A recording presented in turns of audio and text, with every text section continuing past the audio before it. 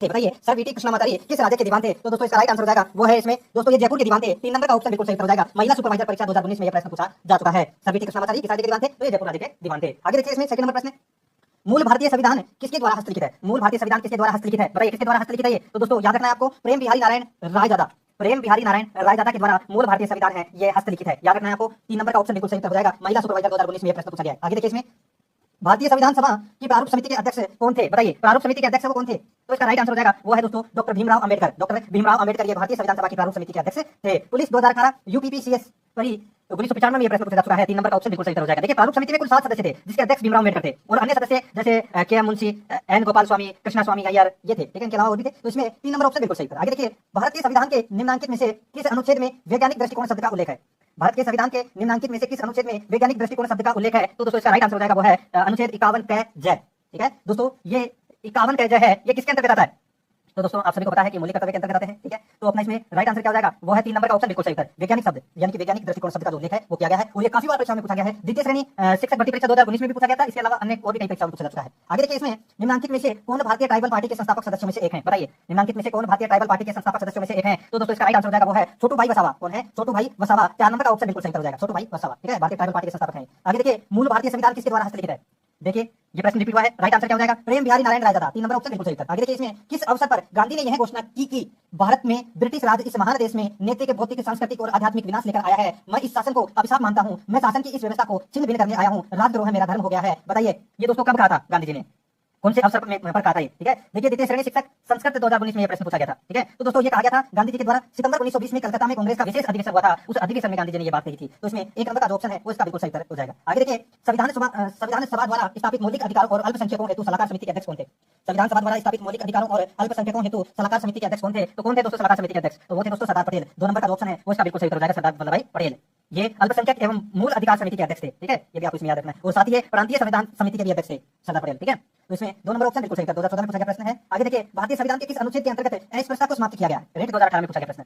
भारतीय संविधान के किस अनुच्छेद के अंतर्गत अस्पृश्यता को समाप्त किया गया है? तो इसका बिल्कुल सही उत्तर हो जाएगा वो है दोस्तों अनुच्छेद 17 को। ठीक है, अनुच्छेद 17 में अस्पृश्यता को समाप्त किया गया है। राइट आंसर 2 नंबर ऑप्शन बिल्कुल सही उत्तर यानी कि छुआछूत की समाप्ति करेगा। ठीक है, आगे देखिए सूची फर्स्ट को सूची सेकंड से अपने को क्या करना है? सुमेलित करना है। सेकंड ग्रेड 2019 में यह प्रश्न पूछा गया है। अपने को बताना है कि कौन सा सत्याग्रह कब हुआ था। ठीक है, बहुत ही अच्छा प्रश्न है। देखिए दोस्तों यहाँ पर देखिए चंपारण सत्याग्रह है ये हुआ था दोस्तों कब? तो ये हुआ था 1917 में। रोलेट सत्याग्रह है, रोलेट सत्याग्रह हुआ था दोस्तों ये 1919 में। खेड़ा सत्याग्रह दोस्तों खेड़ा सत्याग्रह हुआ था ये हुआ था 1918 में। और बारडोली सत्याग्रह है ये दोस्तों हुआ था 1928 में। तो इस प्रश्न का जो राइट आंसर हो जाएगा वो है दोस्तों अपने इसमें 2 3 4 1 2 3 4 1 यानी कि अपने इसमें राइट आंसर 1 नंबर का ऑप्शन बिल्कुल सही उत्तर हो जाएगा। आगे देखिए इसमें 11 नंबर का प्रश्न है भारत के राष्ट्रीय खाद्य सुरक्षा अधिनियम 2013 के संदर्भ में निम्न में से कौन सा तथ्य सही नहीं है?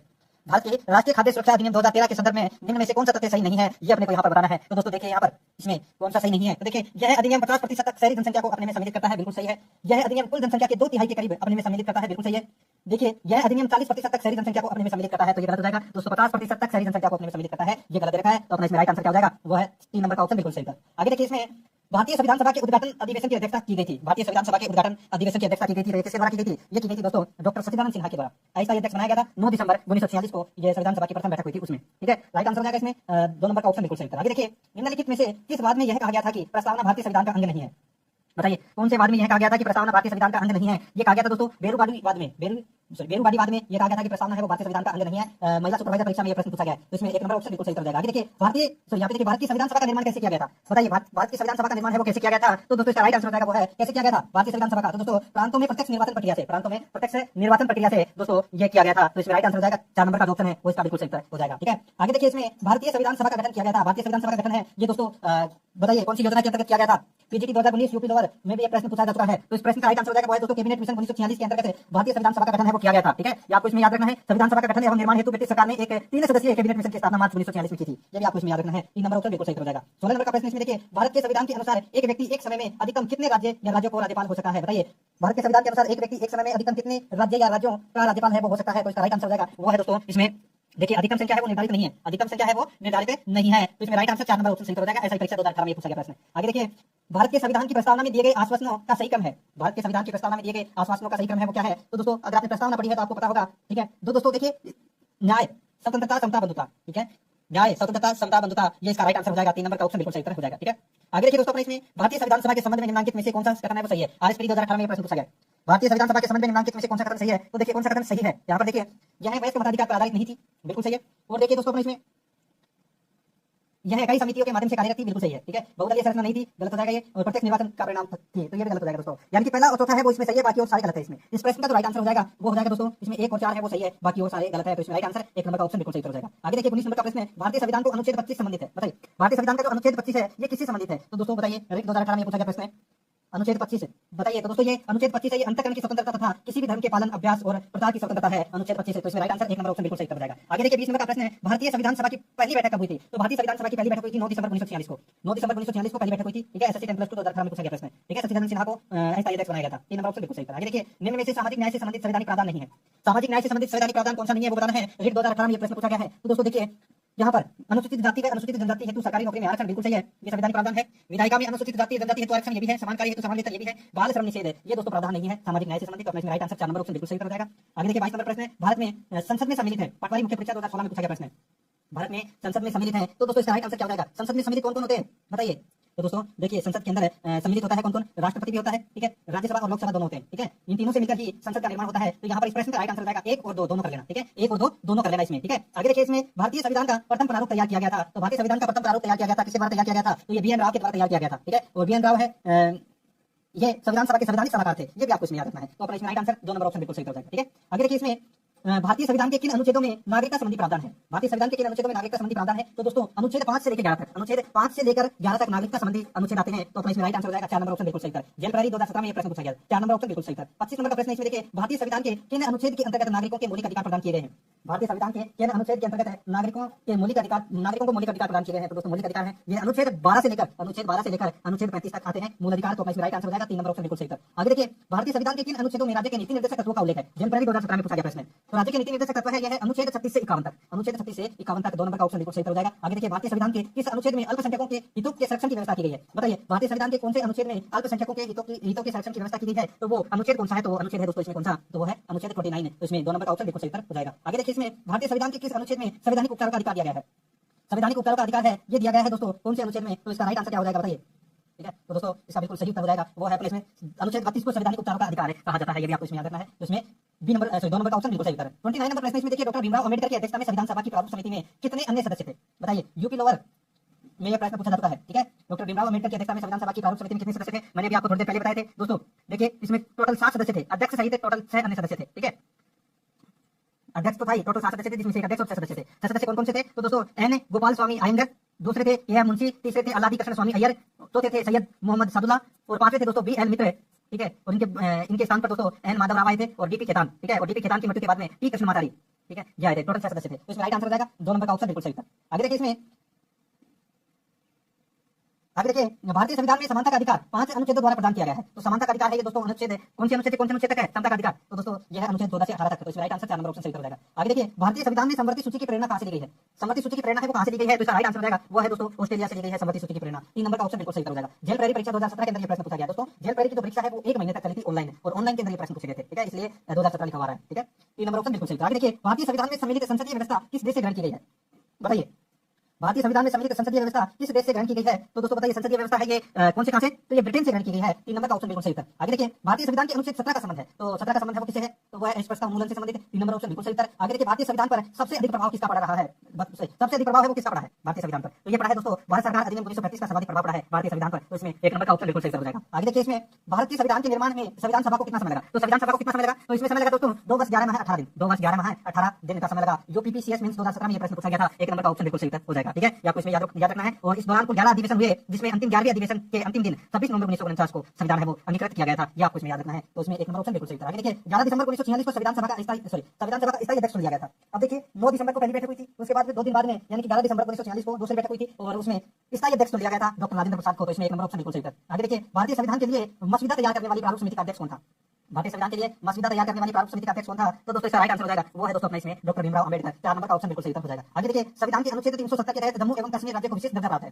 संविधान के अनुच्छेद 370 के तहत जम्मू एवं कश्मीर राज्य को विशेष दर्जा प्राप्त है, लेकिन अनुच्छेद 370(3) के तहत राष्ट्रपति यह घोषित कर सकता है कि अनुच्छेद 370 परिवर्तन में नहीं रहेगा, यह शक्ति अधीन है, यह शक्ति अधीन है। तो दोस्तों बताइए कौन सा सही है इसमें? तो दोस्तों देखिए यहाँ पे ये देखिए संघीय मंत्री परिषद की परामर्श से और जम्मू कश्मीर की मंत्री परिषद की परामर्श से, ठीक है। लेकिन अब इस प्रश्न को आप विजिट कर देना, काम का नहीं है, ठीक है। आगे देखिए निम्नलिखित में मिलान कीजिए। तो दोस्तों निम्नलिखित में अपने को क्या करना है? मिलान करना है। तो यहाँ पर देखिए सूची फर्स्ट और सूची सेकंड को सम्मिलित करना है, ठीक है। दोस्तों यहाँ पे देखिए 17वां अधिवेशन 17वां संशोधन है वो किससे संबंधित है? बताइए 17वां संशोधन है। तो दोस्तों ये संबंधित है किससे? तो ये केशवानंद भारती बनाम केरल राज्य से संबंधित है। 25वां संशोधन है, ये संबंधित है दोस्तों गोलकनाथ बनाम पंजाब राज्य से संबंधित है। और 32वां संशोधन है, ये संबंधित है दोस्तों इसमें देखिए संपामूर्ति बनाम आंध्र प्रदेश राज्य। और 52वां संशोधन है, ये दोस्तों किहितो बनाम जाति लोग, इनसे संबंधित है। इस प्रश्न का राइट आंसर हो जाएगा 2 1 4 3। बहुत ही अच्छा प्रश्न है। आगे देखिए इसमें 2 1 4 3 यानी कि 1 नंबर का ऑप्शन सही था। आगे देखिए किससे संविधान संशोधन में भारत में प्राथमिक शिक्षा को मौलिक अधिकार बनाया गया? किससे संशोधन यानी कि किससे संविधान संशोधन में भारत में प्राथमिक शिक्षा को मौलिक अधिकार बनाया गया? तो दोस्तों इसका राइट आंसर हो जाएगा वो है 86वां संविधान संशोधन को। दोस्तों 86वां संविधान संशोधन में भारत में प्राथमिक शिक्षा को मौलिक अधिकार बनाया गया। 6 से 14 वर्ष की आयु के बच्चों को निःशुल्क शिक्षा का अधिकार दिया गया। तो इसमें 2 नंबर ऑप्शन बिल्कुल सही था। आगे देखिए संविधान सभा में उद्देश्य प्रस्ताव निम्न में से किस एक के द्वारा प्रस्तुत किया गया था? उद्देश्य प्रस्ताव ये दोस्तों 13 दिसंबर 1946 को प्रस्तुत किया गया था और ये पंडित जवाहरलाल नेहरू ने ये प्रस्ताव को पेश किया था। तो इसमें राइट आंसर हो जाएगा 2 नंबर का ऑप्शन बिल्कुल सही हो जाएगा। ठीक है, आपको याद रखना है। आगे देखिए दोस्तों अपने इसमें भारतीय संविधान के इतिहास में सबसे विवादास्पद संविधान संशोधन कौन सा था? भारतीय संविधान के इतिहास में सबसे विवादास्पद संविधान संशोधन कौन सा था? तो इसका राइट आंसर हो जाएगा वो है 242वां संविधान संशोधन। 2 नंबर का ऑप्शन बिल्कुल सही था। आगे देखिए भारत की संविधान सभा के अध्यक्ष थे, भारत की संविधान सभा के अध्यक्ष वो कौन थे? तो संविधान सभा के अध्यक्ष डॉक्टर राजेंद्र प्रसाद। 3 नंबर का ऑप्शन बिल्कुल सही हो जाएगा। आगे देखिए भारतीय संविधान सभा के प्रारूप समिति के अध्यक्ष थे कौन थे? Doctor Bhimrao Ambedkar. 2 number option बिल्कुल सही हो जाएगा। आगे देखिए इसमें भारत की संविधान सभा में अखिल भारतीय दलित वर्ग संघ के सदस्य के रूप में शामिल हुए थे। बताइए भारत की संविधान सभा में अखिल भारतीय दलित वर्ग संघ के सदस्य के रूप में शामिल हुए। तो दोस्तों इसका राइट आंसर हो जाएगा वो है जगजीवन राम। 2 नंबर का ऑप्शन बिल्कुल सही हो जाएगा जगजीवन राम। आगे देखिए निम्न कथनों में से कौन सा एक असत्य है? निम्न कथनों में से कौन सा एक असत्य है? पटवाई पीढ़ी 2016 में यह प्रश्न पूछा जा चुका है। ठीक है, बताइए दोस्तों। देखिए यहाँ पर भारतीय संविधान में मई 2015 तक 100वां संशोधन किया गया, बिल्कुल सही है। ठीक है, 7वें संशोधन 1956 से अप्रैल 2015 तक भारत के क्षेत्राधिकार में 29 राज्य और 7 केंद्र शासित प्रदेश हैं। ठीक है, बिल्कुल सही है। यहाँ पे अप्रैल 2015 तक पूछा, 2020 तक नहीं पूछा, याद रखना है आपको। ठीक है, गुजरात की राजधानी गांधीनगर है, बिल्कुल सही है। गंगटोक की राजधानी सिक्किम है, ये गलत दे रखा है दोस्तों। इसमें राइट आंसर क्या हो जाएगा? 4 नंबर का ऑप्शन राइट आंसर हो जाएगा। गंगटोक की राजधानी सिक्किम है, सिक्किम की राजधानी गंगटोक है। तो इसमें 4 नंबर ऑप्शन बिल्कुल सही हो जाएगा। आगे देखिए भारतीय संविधान के इतिहास में सबसे विवादास्पद संविधान संशोधन कौन सा था? 42वां संविधान संशोधन। आगे देखिए भारतीय संविधान को बनाने हेतु भारतीय संविधान सभा के कुल कितने अधिवेशन हुए थे? तो कुल कितने अधिवेशन हुए थे ये आपको बताना है। तो दोस्तों इसका राइट आंसर हो जाएगा दोस्तों कितने अधिवेशन हुए थे कुल? तो दोस्तों इसका बिल्कुल सही उत्तर हो जाएगा वो है देखिए टोटल तो 11 अधिवेशन हुए थे। कितने अधिवेशन हुए थे? टोटल 11 अधिवेशन हुए थे। ठीक है, और दोस्तों परंतु अंतिम 12वीं बैठक है वो 24 जनवरी 1950 को पुनः बुलाई गई थी। ठीक है, इस प्रकार 12वीं बैठक को मानते हुए विकल्प तीसरा अपना इसमें क्या होगा? सही होगा। अगर यहाँ पे 11 होता तो 11 सही होता, अगर 11 नहीं है इसलिए अपने को यहाँ पे 12 करना पड़ रहा है। तो इसमें राइट आंसर 3 नंबर ऑप्शन सही हो जाएगा। देखिए भारत का 100वां संविधान संशोधन संबंधित है। तो 100वां संविधान संशोधन है वो किससे संबंधित है? तो ये संबंधित है दोस्तों भारत बांग्लादेश संबंधित है। ये भारत बांग्लादेश से संबंधित है। कुछ गाँव बांग्लादेश के भारत में सम्मिलित किए गए और कुछ भारत के गाँव है वो बांग्लादेश में किए गए। तो इसमें 4 नंबर ऑप्शन बिल्कुल सही हो जाएगा। आगे देखिए कौन से संविधान संशोधन द्वारा मंत्रिपरिषद के सदस्यों की अधिकतम संख्या 15% निश्चित की गई? कौन से संविधान संशोधन द्वारा मंत्रिपरिषद के सदस्यों की अधिकतम संख्या 15% निश्चित की गई? तो दोस्तों इसका राइट आंसर हो जाएगा वो है दोस्तों इसमें 91वां संशोधन। तो इसमें राइट आंसर 3 नंबर ऑप्शन बिल्कुल सही हो जाएगा। आगे देखिए इसमें संविधान का अनुच्छेद 22 सुनिश्चित करता है। तो 22 है वो किसको सुनिश्चित करता है? रेट 2016 में प्रश्न पूछा गया है। तो दोस्तों ये करता है गिरफ्तारी के दौरान हिरासत में दुर्व्यवहार से बचने का अधिकार है, ये अनुच्छेद 22 है। तो इसमें राइट आंसर 3 नंबर ऑप्शन बिल्कुल सही हो जाएगा। आगे देखिए इसमें 52 नंबर का प्रश्न है भारत का प्रथम आधुनिक पुरुष किसे माना जाता है? भारत का प्रथम आधुनिक पुरुष किसे माना जाता है? तो दोस्तों इसका राइट आंसर हो जाएगा वो माना जाता है दोस्तों राजाराम मोहन राय को। राजाराम मोहन राय को आधुनिक पुरुष माना जाता है। ठीक है, प्रथम आधुनिक पुरुष। आगे देखिए कांग्रेस की प्रथम महिला अध्यक्ष कौन थी? तो प्रथम महिला अध्यक्ष है वो कौन थी? राइट आंसर हो जाएगा वो है एनी बेसेंट है। 3 नंबर ऑप्शन बिल्कुल सही हो जाएगा। आगे देखिए भारत की संविधान सभा गठित करने का आधार क्या था? तो दोस्तों बताइए भारत की संविधान सभा गठित करने का आधार क्या था? तो दोस्तों आधार था cabinet mission plan 1946। Right answer 2 number option सही हो जाएगा। एसएससी 2016 में पूछा गया प्रश्न। आगे देखिए सन 1936 में भारतीय राष्ट्रीय कांग्रेस द्वारा संविधान सभा के गठन की मांग कहां पर हुए अधिवेशन में रखी गई? सन 1936 में भारतीय राष्ट्रीय कांग्रेस द्वारा संविधान सभा के गठन की मांग कहां पर हुए अधिवेशन में रखी गई? राइट आंसर हो जाएगा दोस्तों वो है अपने इसमें तेजपुर अधिवेशन में की गई थी। ठीक है, राइट आंसर 3 नंबर ऑप्शन सही होता है। आरआरबी 2004 में प्रश्न पूछा गया है। आगे देखिए भारतीय संविधान को अपनाया गया। तो भारतीय संविधान को अपनाया गया तो दोस्तों ये संविधान सभा द्वारा अपनाया गया। 1 नंबर का ऑप्शन बिल्कुल सही हो जाएगा। आगे देखिए संविधान सभा के स्थायी अध्यक्ष कौन थे? तो स्थायी अध्यक्ष थे doctor Rajendra Prasad. 3 number option बिल्कुल सही था। आगे देखिए संविधान सभा के स्थायी अध्यक्ष कौन थे? तो सचिदानंद सिन्हा। सभी को पता होगा ये प्रश्न। तो 3 नंबर ऑप्शन बिल्कुल सही था। आगे देखिए संविधान सभा की गठन की मांग सर्वप्रथम 1895 में किसके द्वारा प्रस्तुत की गई? बताइए संविधान सभा के गठन की मांग सर्वप्रथम 1895 में किसके द्वारा प्रस्तुत की गई? तो दोस्तों इसका राइट आंसर हो जाएगा वो है इसमें बाल गंगाधर तिलक के द्वारा। बाल गंगाधर तिलक के द्वारा। तो इसमें राइट आंसर 4 नंबर का ऑप्शन बिल्कुल सही हो जाएगा। आगे देखिए संविधान सभा द्वारा अंतिम रूप से पारित संविधान में कुल कितने अनुच्छेद और अनुसूचियां थी? संविधान सभा द्वारा अंतिम रूप से पारित संविधान में कुल कितने अनुच्छेद और अनुसूचियां थी? तो दोस्तों इसका राइट आंसर हो जाएगा वो है इसमें दोस्तों 375 अनुच्छेद थे, सॉरी 395 अनुच्छेद थे और 8 अनुसूचियां थी। ठीक है, मूल संविधान की बात हो रही है यहाँ पे। अब तो 12 अनुसूचियां हैं। ठीक है, यहाँ पे मूल संविधान की बात हो रही है दोस्तों। ठीक है, मूल संविधान में 395 अनुच्छेद और 8 अनुसूचियां थी। तो इसमें राइट आंसर हो जाएगा 3 नंबर ऑप्शन बिल्कुल सही है। आगे देखिए भारतीय संविधान सभा की स्थापना कब हुई? तो भारतीय संविधान सभा की स्थापना ये कब हुई थी? ये हुई थी दोस्तों कब? तो ये 26 नवंबर 1949 सॉरी 9 दिसंबर 1946 हुई थी। 9 दिसंबर 1946 को संविधान सभा की स्थापना हुई थी और इसी टाइम प्रथम बैठक हुई थी। तो इसमें 2 नंबर ऑप्शन बिल्कुल सही हो जाएगा। आगे देखिए संविधान सभा का प्रथम अधिवेशन दोस्तों कहां पर हुआ था? संविधान सभा का प्रथम अधिवेशन है ये हुआ था दिल्ली में। राइट आंसर 4 नंबर ऑप्शन बिल्कुल सही है। आगे देखिए भारत के लिए संविधान सभा की रचना हेतु संविधान सभा का विचार निम्नलिखित में से सर्वप्रथम किसने प्रस्तुत किया था? भारत के लिए संविधान सभा की रचना हेतु संविधान सभा का विचार निम्नलिखित में से सर्वप्रथम किसने प्रस्तुत किया था? तो ये प्रस्तुत किया था दोस्तों स्वराज पार्टी ने 1924 में किया था। तो इसमें राइट आंसर 1 नंबर ऑप्शन बिल्कुल सही था। आगे देखिए डॉक्टर भीमराव अम्बेडकर का जन्म और मृत्यु कब हुई? बताइए डॉक्टर भीमराव अम्बेडकर का जन्म है वो 14 अप्रैल 1891 को हुआ था और इनकी मृत्यु है वो दोस्तों 6 दिसंबर 1956 को हुई थी। तो इसमें राइट आंसर हो जाएगा दोस्तों 2 नंबर का ऑप्शन बिल्कुल सही था। ठीक है, आगे देखिए भारत में बजट निर्माण का कार्य करता है। तो बजट निर्माण का कार्य है वो कौन करता है? आरएस 2007 में पूछा गया प्रश्न है।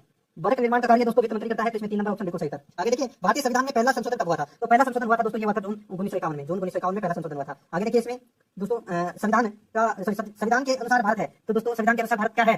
तो ये दोस्तों राज्यों का संघ है। तो इसमें राइट आंसर हो जाएगा 3 नंबर ऑप्शन बिल्कुल सही था। आगे देखिए भारतीय व्यवस्था है दोस्तों भारतीय व्यवस्था है तो ये संघात्मक है, ठीक है, और जिसमें एकात्मक की ओर झुकाव, संघात्मक है लेकिन इसमें एकात्मक की ओर झुकाव है, तो इसमें राइट आंसर हो जाएगा 4 नंबर का ऑप्शन बिल्कुल सही था। आगे देखिए दोस्तों, इसमें देखिए यहाँ पर ये थोड़ा सा आप काट लेना। आगे देखिए भारत के विभाजन का प्रथम संकेत दिया गया, तो दोस्तों बताइए भारत के विभाजन का प्रथम संकेत दिया गया, तो ये दिया गया था दोस्तों माउंटबेटन फॉर्मूला में, तो इसमें राइट आंसर 4 नंबर का ऑप्शन बिल्कुल सही हो जाएगा। भारत में कौन सर्वोच्च है, बताइए भारत में कौन सर्वोच्च है, तो इसका राइट आंसर क्या हो जाएगा, बताइए सर्वोच्च कौन है, तो दोस्तों इसका बिल्कुल सही उत्तर हो जाएगा, वो है इसका बिल्कुल सही उत्तर कौन सा है, तो वो है संविधान, ठीक है, तो इसमें 3 नंबर ऑप्शन बिल्कुल सही उत्तर। आगे देखिए संविधान सभा के स्थायी सभापति थे, देखिए काफी बार में पूछा जा चुका है प्रश्न और मैं आपको बता भी चुका हूं, इसका राइट आंसर हो जाएगा वो है दोस्तों कौन, तो doctor Rajendra Prasad, right answer 2 number option सही उत्तर। आगे देखिए संविधान की मसौदा समिति के समक्ष प्रस्तावना किसके द्वारा प्रस्तुत की गई थी, तो ये प्रस्तुत की गई थी दोस्तों किसके द्वारा, तो ये की गई थी बी एन राव के द्वारा, क्या सही है, नहीं, मसौदा समिति के समक्ष प्रस्तावना किसके द्वारा प्रस्तुत की गई, तो ये जवाहरलाल नेहरू के द्वारा, उद्देश्य प्रस्ताव जिसकी बात हो रही है, राइट आंसर 1 नंबर का ऑप्शन बिल्कुल सही उत्तर हो जाएगा। आगे देखिए 74 नंबर का प्रश्न है, भारतीय संविधान निर्मात्री सभा में देशी रियासतों के प्रतिनिधियों का, बताइए भारतीय संविधान निर्मात्री सभा में देशी रियासतों के प्रतिनिधियों का, बताइए कैसा निर्वाचन हुआ था, दोस्तों मंत्रणा द्वारा चयन किया गया था, ठीक है, यहाँ पे देशी रियासतों की बात हो रही है दोस्तों, ठीक है, देशी रियासतों के प्रतिनिधियों का जो चयन है वो मंत्रणा द्वारा किया गया था, तो इसमें राइट आंसर 2 नंबर ऑप्शन बिल्कुल सही उत्तर। आगे देखिए भारत के संविधान का निम्न में से कौन सा भाग संविधान की आत्मा माना गया है, तो आत्मा है वो कौन सा भाग माना गया है, राइट आंसर हो जाएगा वो है संविधान की प्रस्तावना को आत्मा कहा गया है, तो इसमें राइट आंसर 3 नंबर ऑप्शन बिल्कुल सही उत्तर हो जाएगा। 76 नंबर का प्रश्न है वो देखिए दोस्तों, इसमें देखिए कैबिनेट मिशन योजना के अंतर्गत संविधान निर्मात्री परिषद में प्रत्येक प्रांत को आवंटित सदस्य संख्या निर्धारित करने के लिए एक प्रतिनिधि कितनी जनसंख्या के अनुपात में था, बताइए कैबिनेट मिशन योजना के अंतर्गत संविधान निर्मात्री परिषद में प्रत्येक प्रांत को आवंटित सदस्य संख्या निर्धारित करने के लिए एक प्रतिनिधि कितनी जनसंख्या के अनुपात में था, तो इसका राइट आंसर हो जाएगा वो है दोस्तों इसमें 10 लाख व्यक्ति पर, ठीक है, तो इसमें 2 नंबर का ऑप्शन बिल्कुल सही उत्तर हो जाएगा, यानी कि 10 लाख की जनसंख्या पर एक प्रतिनिधि संविधान सभा के लिए चुना जाएगा, ठीक है, तो इसमें 2 नंबर ऑप्शन बिल्कुल सही था। आगे देखिए भारतीय संविधान का कौन सा अनुच्छेद भारतीय विदेश नीति के प्रमुख पक्षों का समावेश करता है, आईआरएस प्री 1999 में पूछा गया प्रश्न है, भारतीय संविधान का कौन सा अनुच्छेद भारतीय विदेश नीति के प्रमुख पक्षों का समावेश करता है, राइट आंसर हो जाएगा वो है दोस्तों इसमें अनुच्छेद 51 है, तो इसमें राइट आंसर 4 नंबर ऑप्शन सही था। आगे देखिए भारतीय संविधान के किस अनुच्छेद में उल्लेखित है कि प्रधानमंत्री की नियुक्ति राष्ट्रपति करेगा और अन्य मंत्रियों की नियुक्ति राष्ट्रपति प्रधानमंत्री की सलाह पर करेगा, बताइए कौन से अनुच्छेद में ये उल्लेखित है, राइट आंसर हो जाएगा ये उल्लेखित है दोस्तों अनुच्छेद 75 में, अनुच्छेद 75 में, तो इसमें राइट आंसर क्या हो जाएगा 2 नंबर का ऑप्शन है वो इसका बिल्कुल सही उत्तर हो जाएगा। आगे देखिए इसमें 79 नंबर प्रश्न, निम्नलिखित में से कौन सा शब्द भारतीय संविधान की प्रस्तावना में नहीं है, तो कौन सा शब्द भारतीय संविधान की प्रस्तावना में नहीं है, राइट आंसर हो जाएगा वो है दोस्तों अपना इसमें संघीय, तो इसमें 3 नंबर ऑप्शन बिल्कुल सही हो जाएगा संघीय। आगे देखिए 80 नंबर का प्रश्न, भारतीय संविधान कब अंगीकृत किया गया, भारतीय संविधान है ये कब अंगीकृत किया गया, राइट आंसर हो जाएगा वो है दोस्तों अपना इसमें अंगीकृत किया गया 26 नवंबर 1949 को, 3 नंबर ऑप्शन बिल्कुल सही उत्तर हो जाएगा, ठीक है। आगे देखिए भारतीय संविधान की प्रारूप समिति में कितने सदस्य थे, राइट आंसर हो जाएगा वो 7 सदस्य थे, जिसमें से एक अध्यक्ष और 6 अन्य सदस्य। आगे देखिए अपनी राष्ट्रवादी प्रतिक्रिया में भारतीय संविधान के निर्माताओं ने अल्पसंख्यकों के हितों तथा भावनाओं के महत्व को कम करके आता है, ये कथन है वो किसका है, ये कथन है ये दोस्तों है किसका, आइवर जेनिक्स का कथन है, ये दोस्तों आइवर जेनिक्स का कथन है, 4 नंबर का ऑप्शन बिल्कुल सही उत्तर हो जाएगा, ठीक है, आइवर जेनिक्स का, ठीक है। आगे देखिए भारतीय संविधान की कौन सी अनुसूची दल बदल कानून से संबंधित है, सभी को पता है 10वीं अनुसूची, इसका राइट आंसर हो जाएगा 3 नंबर ऑप्शन बिल्कुल सही उत्तर। आगे देखिए भारतीय संविधान का कौन सा अनुच्छेद लोक प्रशासकों को संवैधानिक संरक्षण प्रदान करता है, लोक प्रशासकों को संवैधानिक संरक्षण प्रदान करता है, राइट आंसर हो जाएगा वो है दोस्तों अपना इसमें अनुच्छेद 311, 1 नंबर ऑप्शन बिल्कुल सही उत्तर। आगे देखिए भारतीय संविधान में धर्मनिरपेक्ष का अर्थ है, तो दोस्तों धर्मनिरपेक्ष का क्या अर्थ है कि राज्य है वो सभी धर्मों को मान्यता देता है परंतु उसका कोई भी धर्म है वो नहीं होता राज्य का, 4 नंबर ऑप्शन बिल्कुल सही उत्तर हो जाएगा इसका। आगे देखिए भारतीय संविधान में समाजवाद शब्द किस संवैधानिक संशोधन द्वारा सम्मिलित किया गया, सभी को पता है 42वां संविधान संशोधन 1976 के माध्यम से किया गया था, 1 नंबर ऑप्शन बिल्कुल सही उत्तर। आगे देखिए संविधान सभा का अध्यक्ष कौन था, संविधान सभा का अध्यक्ष डॉक्टर राजेंद्र प्रसाद थे। आगे देखिए इसमें भारतीय संविधान में कितने अनुच्छेद हैं, तो 395 अनुच्छेद हैं, सभी को पता है। आगे देखिए हमारे देश का संवैधानिक नाम है, तो दोस्तों हमारे देश का संवैधानिक नाम है वो क्या है, तो वो है भारत अर्थात इंडिया, 2 नंबर ऑप्शन बिल्कुल सही उत्तर। नेक्स्ट संविधान निर्मात्री सभा ने हिंदी को भारत गणराज्य की राजभाषा घोषित करने वाली धारा को अनुमोदन कब किया, बताइए पटवार परीक्षा 2008 में प्रश्न पूछा गया, संविधान निर्मात्री सभा ने हिंदी को भारत गणराज्य की राजभाषा घोषित करने वाली धारा का अनुमोदन कब किया, राइट आंसर हो जाएगा वो है दोस्तों 14 सितंबर 1949 को, तो इसमें 2 नंबर का ऑप्शन बिल्कुल सही हो जाएगा। आगे देखिए निम्नांकित में से कौन संविधान निर्मात्री सभा का सदस्य नहीं था, तो बताइए निम्नांकित में से कौन संविधान निर्मात्री सभा का सदस्य नहीं था, तो इसका राइट आंसर हो जाएगा वो है दोस्तों मोहम्मद अली जिन्ना, मोहम्मद अली जिन्ना, 1 नंबर का ऑप्शन बिल्कुल सही हो जाएगा मोहम्मद अली जिन्ना। आगे देखिए भारतीय संविधान का कौन सा अनुच्छेद यह घोषणा करता है कि इंडिया जो कि भारत है राज्यों का संघ होगा, बताइए भारतीय संविधान का कौन सा अनुच्छेद यह घोषणा करता है कि इंडिया जो कि भारत है राज्यों का संघ होगा, राइट आंसर क्या हो जाएगा वो है दोस्तों इसमें अनुच्छेद 1 नंबर का ऑप्शन बिल्कुल सही हो जाएगा। आगे देखिए निम्नांकित में से कौन सा संविधान की प्रस्तावना में नहीं है, निम्नांकित में से कौन सा संविधान की प्रस्तावना में नहीं है, तो इसका राइट आंसर हो जाएगा वो है संघीय शब्द का प्रयोग है वो नहीं किया गया है प्रस्तावना में, तो इसमें 4 नंबर का ऑप्शन सही था। आगे देखिए निम्न में से कौन संविधान सभा की महिला सदस्य नहीं थी, संविधान सभा की महिला सदस्य कौन नहीं थी, तो दोस्तों देखिए नजमा हेपतुल्ला है, ये नहीं थी, बाकी तीनों थी, 4 नंबर ऑप्शन बिल्कुल सही था। आगे देखिए संविधान सभा के विचार का प्रतिपादन किया किसने किया, ये किया था दोस्तों एम एन रॉय ने संविधान सभा के विचार का प्रतिपादन किया। आगे देखिए भारतीय संविधान के किस लक्षण का उल्लेख प्रस्तावना में नहीं है, तो बताइए किस लक्षण का उल्लेख वो प्रस्तावना में नहीं है, राइट आंसर हो जाएगा इसका वो है इसमें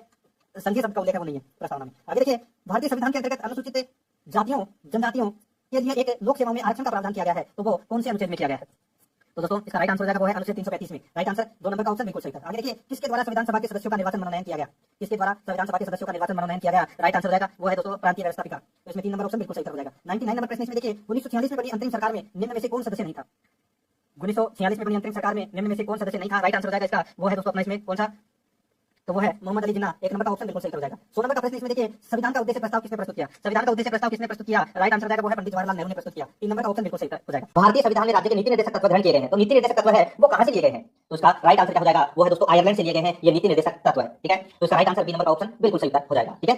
आगे देखिए इसमें सेकंड नंबर प्रश्न है, राज्य के नीति निर्देशक तत्वों का उल्लेख भारतीय संविधान के किस भाग में है? तो देखिए, भारतीय संविधान के भाग 3 के अंदर मूल अधिकार दिए गए थे, भाग 4 के अंदर दोस्तों नीति निर्देशक तत्व दिए गए हैं जो अनुच्छेद 36 से लेके 51 तक आते हैं, यानी कि ये कौन से भाग में है? तो भाग 4 में। तो इसमें सी नंबर का ऑप्शन बिल्कुल सही उत्तर हो जाएगा। आगे देखिए, इसमें 3 नंबर प्रश्न है, भारतीय संविधान के किस अनुच्छेद में राज्य के नीति निर्देशक तत्वों का उल्लेख है? तो मैंने भी आपको बताया अनुच्छेद 36 से लेकर अनुच्छेद 51 तक नीति निर्देशक तत्वों का उल्लेख मिलता है। सी नंबर का ऑप्शन बिल्कुल सही उत्तर हो जाएगा। ठीक है, आगे देखिए, इसमें 4 नंबर का प्रश्न है, संविधान का वह कौन सा भाग है जो संविधान के निर्माताओं के मस्तिष्क और उद्देश्य को प्रतिबंधित करता है? बहुत अच्छा प्रश्न है। संविधान का वह कौन सा भाग है जो संविधान के निर्माताओं के मस्तिष्क और उद्देश्य को प्रतिबंधित करता है? तो इसका राइट आंसर हो जाएगा दोस्तों, वो है इसमें कौन सा? तो राज्य के नीति निर्देशक तत्व है। सी नंबर का ऑप्शन बिल्कुल सही उत्तर हो जाएगा। आगे देखिए, इसमें 5 नंबर का प्रश्न है, राज्य के नीति निर्देशक तत्वों में निम्नलिखित में से किन किन प्रकार के सिद्धांत अंतर्निहित है? तो किन किन प्रकार के दोस्तों सिद्धांत है वो अंतर्निहित है? तो इसका राइट आंसर क्या हो जाएगा? देखिए दोस्तों, यहाँ पे आर्थिक सिद्धांत, सामाजिक सिद्धांत, प्रशासनिक सिद्धांत, ये तीनों ही है, ये तीनों ही सिद्धांत है वो नीति निर्देशक तत्वों में अंतर्निहित है। तो इसका राइट आंसर हो जाएगा उपरोक्त सभी। डी नंबर का ऑप्शन बिल्कुल सही उत्तर हो जाएगा। 6 नंबर प्रश्न है, इसमें देखिए, भारतीय संविधान में राज्य के नीति निर्देशक सिद्धांतों को शामिल करने के पीछे मुख्य उद्देश्य क्या है? भारतीय संविधान में राज्य के नीति निर्देशक सिद्धांतों को शामिल करने के पीछे मुख्य उद्देश्य क्या है? तो दोस्तों, इसका मुख्य उद्देश्य क्या है? वो है कल्याणकारी राज्य की स्थापना करना। क्या है? कल्याणकारी राज्य की स्थापना करना। तो इसका right answer A number option बिल्कुल सही उत्तर हो जाएगा। ठीक है, आगे देखिए, इसमें 7 नंबर का प्रश्न है, संविधान में राज्य के नीति निर्देशक तत्वों को शामिल करने के पीछे क्या उद्देश्य है? तो वो है दोस्तों सामाजिक आर्थिक लोकतंत्र की स्थापना। सामाजिक आर्थिक लोकतंत्र की स्थापना। तो इसमें सी नंबर का ऑप्शन बिल्कुल सही उत्तर हो जाएगा। आगे देखिए, इसमें 8 नंबर का प्रश्न है, निम्न में से किसने नीति निर्देशक सिद्धांतों को बैंक की सुविधा अनुसार दे उत्तर दिनांकित चेक कहा है? तो किसने कहा है बैंक की सुविधा अनुसार दे उत्तर दिनांकित चेक कहा है? तो ये दोस्तों किसने कहा है? तो इसका राइट आंसर हो जाएगा वो है केटी साहा ने कहा है। ये किसने कहा है? केटी साहा ने। तो इस प्रश्न का राइट आंसर हो जाएगा दोस्तों इसमें डी नंबर का ऑप्शन बिल्कुल सही उत्तर। नेक्स्ट 9 नंबर प्रश्न इसमें देखिए, किस संवैधानिक संशोधन अधिनियम ने राज्य के नीति निर्देशक तत्वों को मौलिक अधिकारों की अपेक्षा अधिक प्रभावशाली बनाया? यहाँ पे देखिए दोबारा कि किस संवैधानिक संशोधन अधिनियम ने राज्य के नीति निर्देशक तत्वों को मौलिक अधिकारों की अपेक्षा अधिक प्रभावशाली बनाया? तो वो है दोस्तों 42वां संविधानिक संशोधन, यानी कि 42वां संविधान संशोधन 1976। ठीक है, इसने दोस्तों नीति निर्देशक तत्वों को मौलिक अधिकारों की अपेक्षा अधिक प्रभावशाली बनाया। तो इसका right answer A number option बिल्कुल सही उत्तर हो जाएगा। ठीक है, देखिए, मौलिक अधिकार का क्रियान्वयन न्यायालय द्वारा किया जा सकता है, लेकिन नीति निर्देशक तत्वों का यानी कि न्यायालय द्वारा है ये लागू नहीं किया जा सकता। नीति निर्देशक तत्व है वो न्यायालय द्वारा लागू नहीं किया जा सकता, और मौलिक अधिकार है ये न्यायालय द्वारा लागू किया जा सकता है। ठीक है, तो इसमें ए नंबर ऑप्शन बिल्कुल सही उत्तर। आगे देखिए, भारतीय संविधान का कौन सा अंग समाजवादी व्यवस्था स्थापित करने की प्रेरणा देता है? तो दोस्तों, भारतीय संविधान का कौन सा अंग समाजवादी व्यवस्था स्थापित करने की प्रेरणा देता है? तो वो है दोस्तों इसमें नीति निर्देशक तत्व है। सी नंबर ऑप्शन बिल्कुल सही उत्तर। आगे देखिए, इसमें देखिए नीति निर्देशक तत्व का उद्देश्य सामाजिक एवं आर्थिक लोकतंत्र की स्थापना करना होता है। 11 नंबर का प्रश्न है, संविधान में कल्याणकारी राज्य का आदेश दिया जाता है। संविधान में कल्याणकारी राज्य का आदेश दिया जाता है, तो ये नीति निर्देशक तत्वों में दिया जाता है। सी नंबर का ऑप्शन बिल्कुल सही उत्तर हो जाएगा।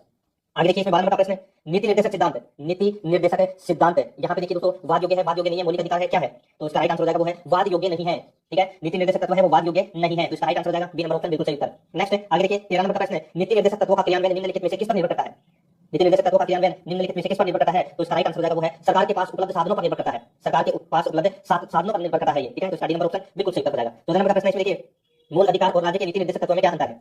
तो देखिए, मैंने अभी आपको बताया दोस्तों, मौलिक अधिकार को कानूनी शक्ति प्राप्त है और नीति निर्देशक तत्वों को नैतिक शक्ति प्राप्त है। ठीक है, और देखिए इसमें और भी मैं आपको बता देता हूं, आपातकाल के दौरान मौलिक अधिकारों का निलंबन किया जा सकता है और नीति निर्देशक तत्वों का निलंबन किसी भी स्थिति में किया जा सकता है। ठीक है, तो इस प्रश्न का राइट आंसर हो जाएगा वो है मूल अधिकार है ये वाद योग्य है, जबकि राज्य के नीति निर्देशक तत्व है ये वाद योग्य नहीं है। ठीक है, सी नंबर ऑप्शन बिल्कुल सही उत्तर हो जाएगा इसका। आगे देखिए, 15 नंबर का प्रश्न है, मौलिक अधिकार एवं राज्य के नीति निर्देशक तत्वों के विषय में कौन सा कथन सही है? तो कौन सा कथन है वो सही है? तो देखिए, वे एक दूसरे के पूरक हैं, यानी कि एक दूसरे के विपरीत हैं, मौलिक अधिकार और नीति निर्देशक तत्व। ठीक है, तो इसका राइट आंसर ए नंबर का ऑप्शन बिल्कुल सही उत्तर हो जाएगा। ठीक है, आगे देखिए, इसमें 16 नंबर का प्रश्न है, एक कल्याणकारी राज्य के निर्देश आदर्श वर्णित है। तो ये तो सीधा सा सिंपल सा होगा, राज्य के नीति निर्देशक तत्व में एक कल्याणकारी राज्य की बात कही गई है। ए नंबर ऑप्शन सही उत्तर। नेक्स्ट है, नीति निर्देशक तत्वों को क्रियान्वित करने के लिए क्या मूल अधिकारों का हनन हो सकता है?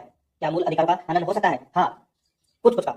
हाँ, कुछ कुछ का। तो इसका राइट आंसर हो जाएगा कुछ का। तो इसमें बी नंबर ऑप्शन बिल्कुल सही उत्तर हो जाएगा। नेक्स्ट है, आगे देखिए, 18 नंबर प्रश्न है, भारत के संविधान में अंतर्राष्ट्रीय सुरक्षा को प्रोत्साहित देना सन्निहित है। तो देखिए, यहाँ पे अंतर्राष्ट्रीय सुरक्षा को प्रोत्साहित यानी कि प्रोत्साहन देना, तो ये दोस्तों अनुच्छेद 51 और अनुच्छेद 51 है वो किस में आता है? तो ये राज्य के नीति निर्देशक तत्व में आता है। ठीक है, तो इसमें बी नंबर ऑप्शन सही उत्तर हो जाएगा। नेक्स्ट, समान कार्य के लिए समान वेतन भारत के संविधान में सुनिश्चित किया गया है। एक, समान कार्य के लिए समान वेतन भारत के संविधान में सुनिश्चित किया गया है। एक, तो दोस्तों ये राज्य के नीति निर्देशक सिद्धांत का अंग है। ठीक है, तो इसमें डी नंबर ऑप्शन बिल्कुल सही उत्तर हो जाएगा। ठीक है, आगे देखिए, इसमें 20 नंबर प्रश्न है, भारतीय संविधान के निम्नोंक्त भागों में से किस एक में न्यायपालिका और कार्यपालिका के पार्थक्य का प्रावधान है? तो यहाँ पे देखिए दोस्तों, पार्थक्य का मतलब पृथक्करण। अनुच्छेद 50 के अंदर दोस्तों कार्यपालिका से न्यायपालिका का पृथक्करण किया गया है।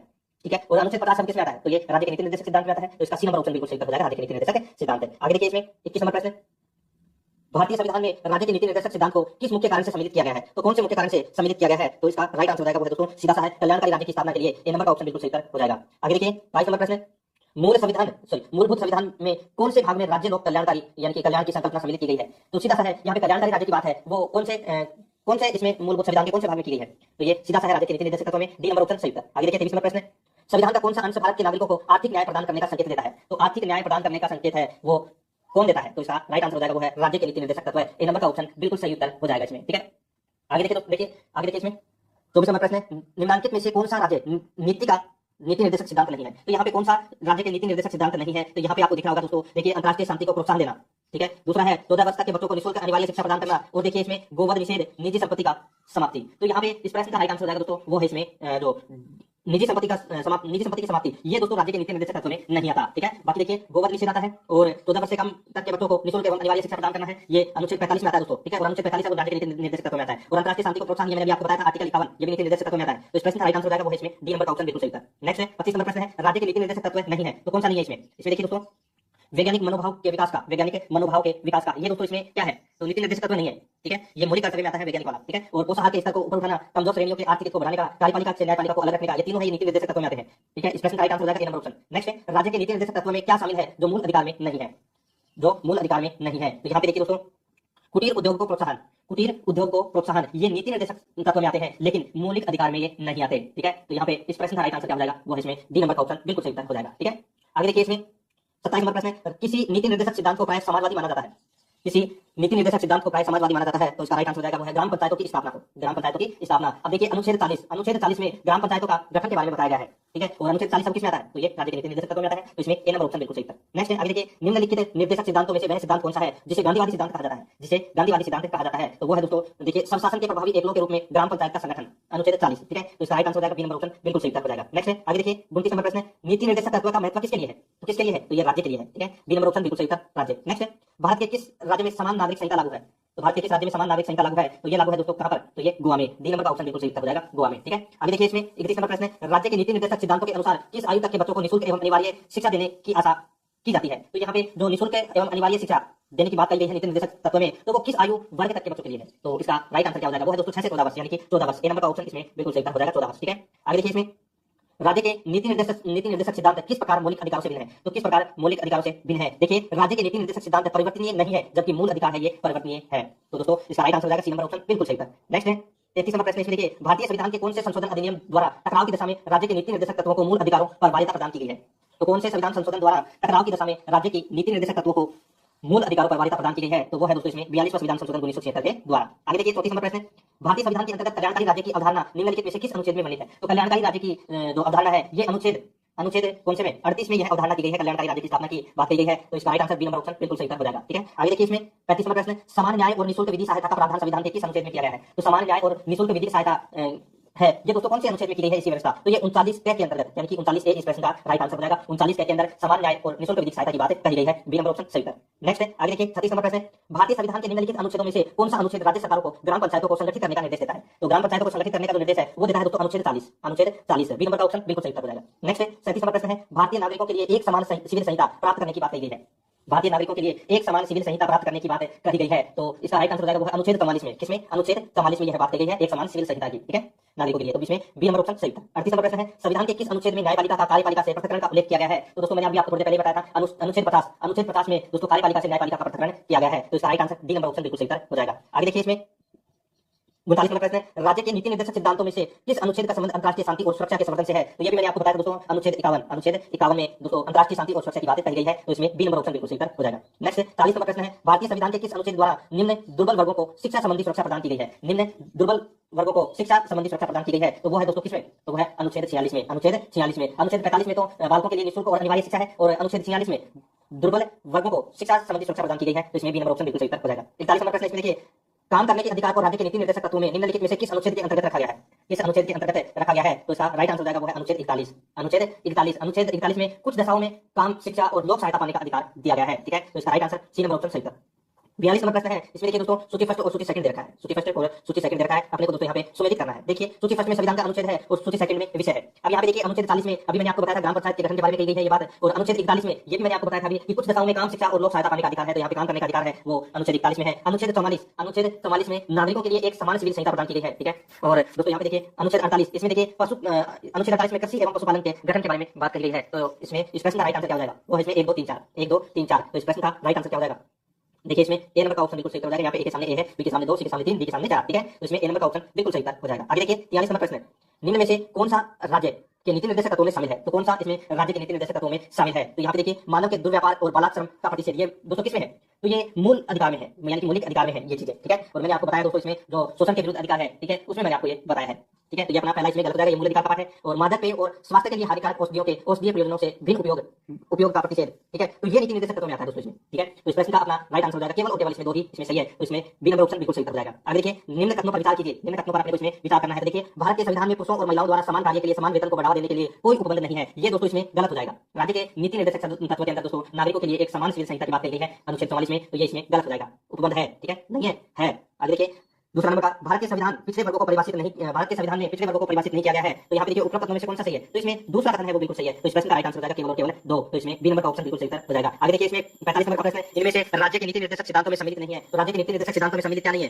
देखिए यहाँ पे दो सूचना का अधिकार है, ये दोस्तों राज्य के नीति निर्देशक तत्व में नहीं आते। बाकी देखिए, मद्य निषेध, काम का अधिकार और समान कार्य हेतु समान वेतन, ये नीति निर्देशक तत्व में आते हैं तीनों। तो इस प्रश्न का राइट आंसर डी नंबर का ऑप्शन हो जाएगा। 46 नंबर का प्रश्न है, निम्नलिखित में से कौन सा एक संविधान के 42वें संविधान संशोधन द्वारा नीति निर्देशक तत्वों में नहीं जोड़ा गया। तो नीति निर्देशक तत्वों में क्या नहीं जोड़ा गया 42वें संविधान संशोधन के अंतर्गत है। तो यहाँ पे देखिए दोस्तों, सभी नागरिकों के लिए समान आचार संहिता, ये 42वें संविधान संशोधन के अंतर्गत नहीं जोड़ा गया था, ठीक है। बाकी तीनों है, उद्योगों के प्रबंध में श्रमिकों की भागीदारी, समान न्याय तथा निःशुल्क कानूनी सलाह और शोषण से युवाओं तथा बच्चों की सुरक्षा। तो इस प्रश्न का right answer C number option सही हो जाएगा। आगे देखिए, इसमें 47 नंबर प्रश्न है, भारत के कल्याणकारी राज्य होने का विचार पाया जाता है। तो ये दोस्तों अनुच्छेद 38 में पाया जाता है, और ये दोस्तों देखिए एक तो संविधान की प्रस्तावना में पाया जाता है, ठीक है, और एक है राज्य के नीति निर्देशक तत्वों में पाया जाता है, ठीक है। तो इस प्रश्न का राइट आंसर हो जाएगा ए और सी, यानी कि डी नंबर का ऑप्शन बिल्कुल सही हो जाएगा। आगे देखिए, इसमें 48 नंबर प्रश्न है, भारतीय संविधान में प्रतिष्ठापित राज्य की नीति निर्देशक तत्वों के अंतर्गत निम्न में से कौन से प्रावधान किए गए हैं। तो कौन से प्रावधान किए गए हैं, तो यहाँ पे देखिए, भारतीय नागरिकों के लिए समान नागरिक संहिता सुरक्षित करना, ये दोस्तों इसमें गलत है। देखिए, भारतीय नागरिकों के लिए एक समान नागरिक संहिता का उल्लेख है, सुरक्षित करने का मतलब यहाँ पे गलत दे रखा है, ठीक है। तो इसमें पहला इसमें गलत हो जाएगा। दूसरा है, ग्राम पंचायतों को संगठित करना, बिल्कुल सही है। ग्रामीण क्षेत्रों में कुटीर उद्योगों को प्रोत्साहित करना, ये भी दोस्तों इसमें सही है,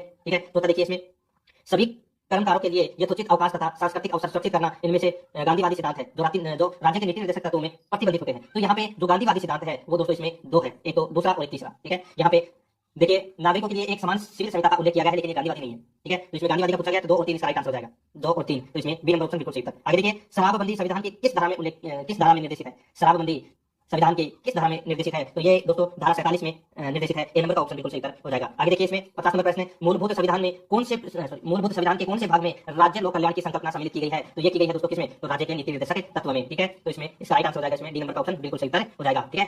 गर्भपात को एक संवैधानिक अधिकार बनाने वाला विश्व का कौन सा प्रथम देश बना। गर्भपात को एक संवैधानिक अधिकार बनाने वाला विश्व का कौन सा प्रथम देश बना, बताइए, निम्न में से सबसे उपयुक्त विकल्प चुनें। तो इसका राइट आंसर जाएगा वो है दोस्तों फ्रांस। यहाँ पर नंबर ऑप्शन राइट आंसर जाएगा फ्रांस। दोस्तों 1975 में गर्भपात को संवैधानिक अधिकार के रूप में मान्यता देने वाला पहला देश बना। Number option right answer CET 2024 graduate level में प्रश्न पूछा जा चुका है। सेकंड नंबर का प्रश्न है, इसमें देखिए, निम्नलिखित में से कौन सी रिट उच्चतम न्यायालय द्वारा जारी की जाती है जो निचली अदालत के न्यायाधिकार क्षेत्र के अधिकार को रोकती है तथा जो उसके क्षेत्राधिकार में निहित नहीं है। बताइए, निम्नलिखित में से कौन सी रिट उच्चतम न्यायालय द्वारा जारी की जाती है जो निचली अदालत के न्यायाधिकार क्षेत्र के अधिकार को रोकती है तथा जो उसके क्षेत्राधिकार में निहित नहीं है। तो दोस्तों इसका राइट आंसर हो जाएगा वो है इसमें प्रतिषेध। यहाँ पर नंबर का ऑप्शन है, उसका राइट आंसर हो जाएगा प्रतिषेध, ठीक है। ये भी सीईटी ग्रेजुएट लेवल 28 सितंबर 2024 में प्रश्न पूछा जा चुका है। 3 नंबर का प्रश्न इसमें देखिए, निम्नलिखित में से कौन सा भारतीय संविधान के तहत मौलिक अधिकार नहीं है। बताइए, कौन सा मौलिक अधिकार नहीं है, ये भी सीईटी ग्रेजुएट लेवल में प्रश्न पूछा जा चुका है।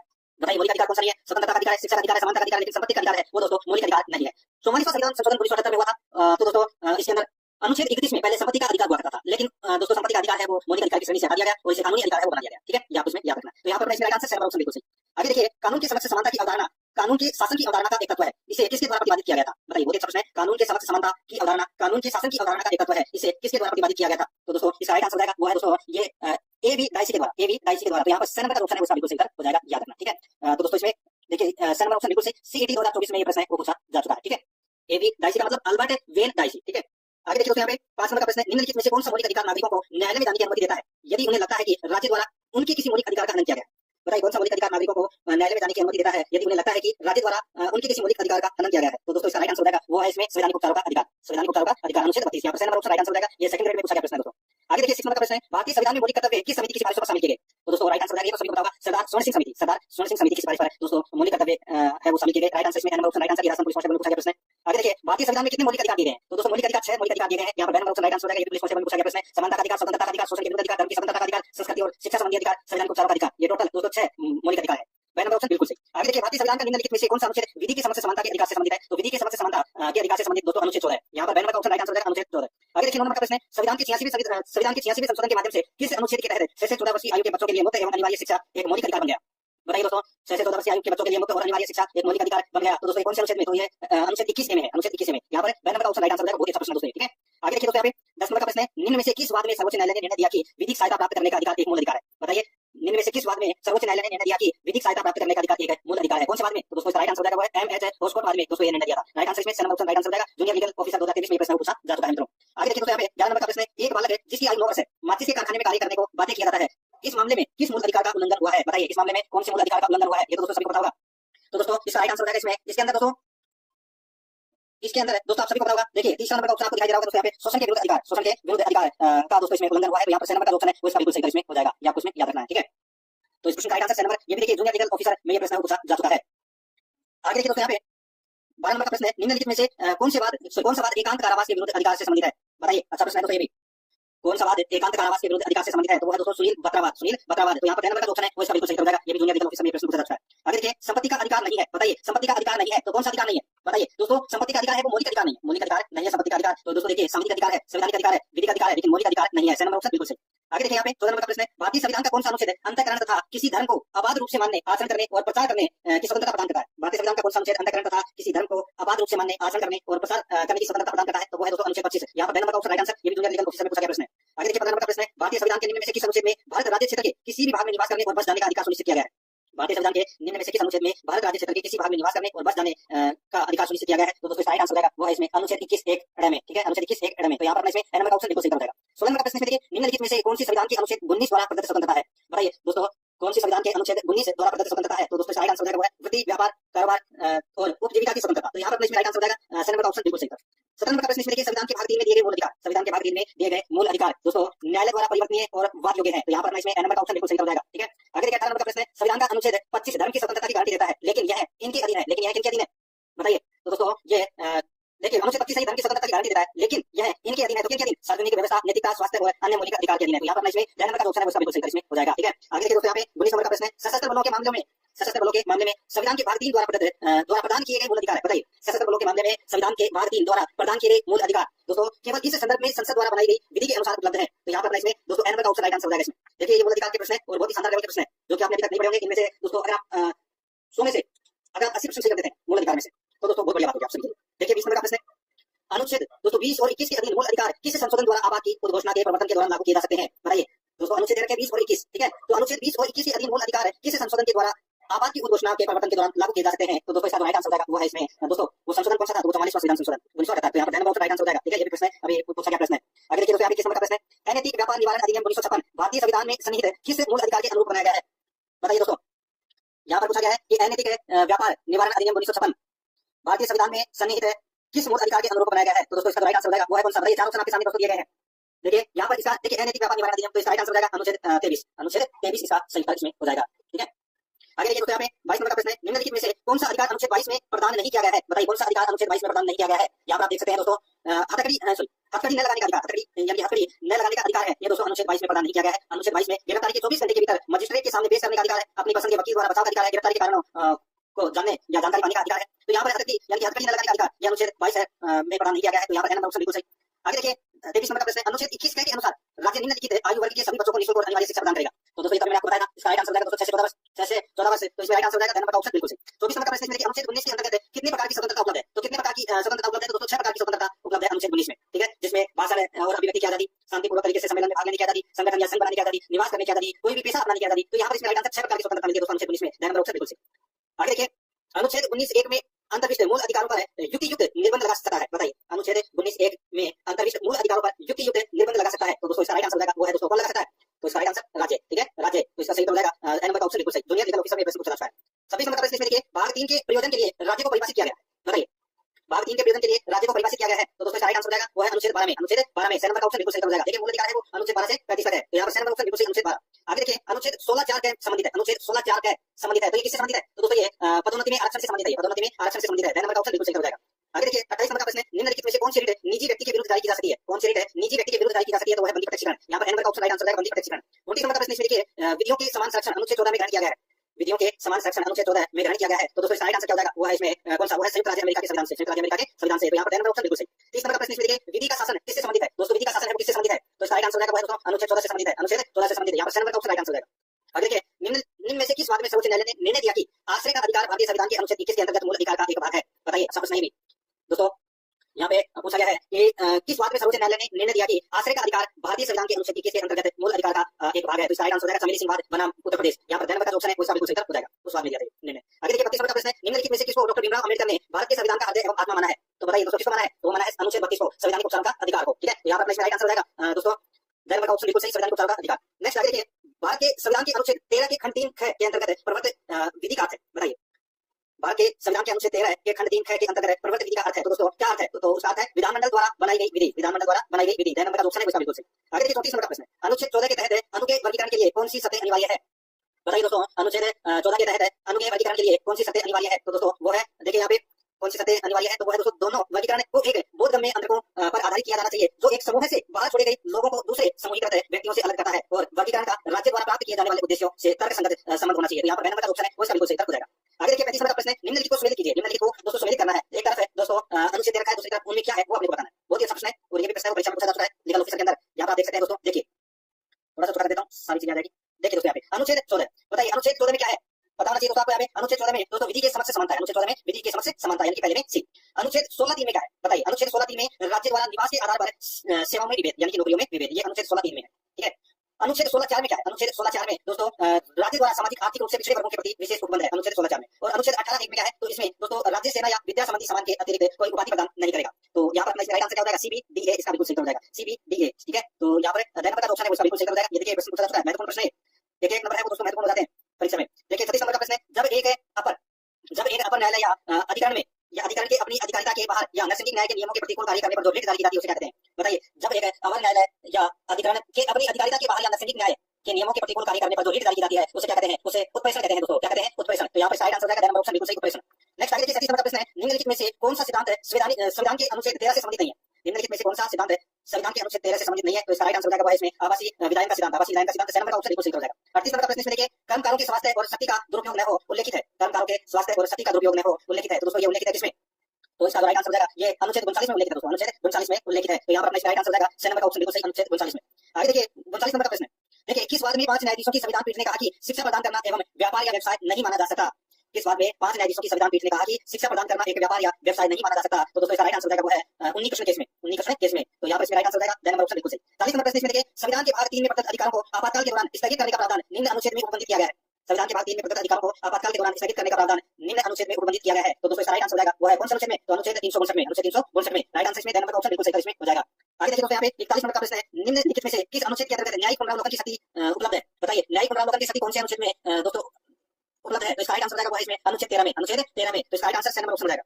आगे देखिए 42 नंबर का प्रश्न है, अनुच्छेद 13 2 में उल्लेखित है कि ऐसी विधि निर्माण की जाती है जो संविधान के भाग का उल्लंघन करे, उल्लंघन की सीमा तक शून्य होगी। बताइए दोस्तों, अनुच्छेद 13 2 में उल्लेखित है कि ऐसी विधि निर्माण की जाती है जो संविधान के भाग 3 का उल्लंघन करे, भाग 3 का उल्लंघन करे, उल्लंघन की सीमा तक शून्य होगी। तो यहाँ पर इसमें ब नंबर का ऑप्शन राइट आंसर हो जाएगा। ये सारे दोस्तों प्रश्न पूछे जा चुके हैं। 43 नंबर का प्रश्न है, एक ही अपराध के लिए एक से अधिक बार अभियोजित है और दंडित करने पर रोक। बताइए एक ही अपराध के लिए एक से अधिक बार अभियोजित है और दंडित करने पर रोक है, भारत के संविधान में निहित है, भारत के संविधान में निहित है। तो यहाँ पर इसमें राइट आंसर हो जाएगा सी नंबर का ऑप्शन सही है। नेक्स्ट आगे देखिए, भारतीय संविधान का कौन सा अनुच्छेद समान कार्य के लिए समान वेतन महिलाओं एवं पुरुष दोनों के लिए प्रावधान करता है? तो दोस्तों इसका राइट आंसर हो जाएगा अनुच्छेद 39। यहाँ पर सी नंबर का ऑप्शन बिल्कुल सही हो जाएगा, अनुच्छेद 39। आगे देखिए यहाँ पे निम्न में विषम इंगित करें, निम्न में विषम इंगित करें। तो दोस्तों विषम इंगित करना है, यानी कि आपको पता है कि कौन सा इसमें मौलिक अधिकार नहीं है। तो पता चल गया होगा तो आप लोगों को यहाँ पे देखिए मौलिक अधिकार की श्रेणी में संपत्ति का अधिकार नहीं आता, तो यहाँ पर सी नंबर का ऑप्शन राइट आंसर हो जाएगा। आगे देखिए निम्न में से कौन सा अनुच्छेद प्राइवेट व्यक्ति के विरुद्ध भी परिवर्तनीय है?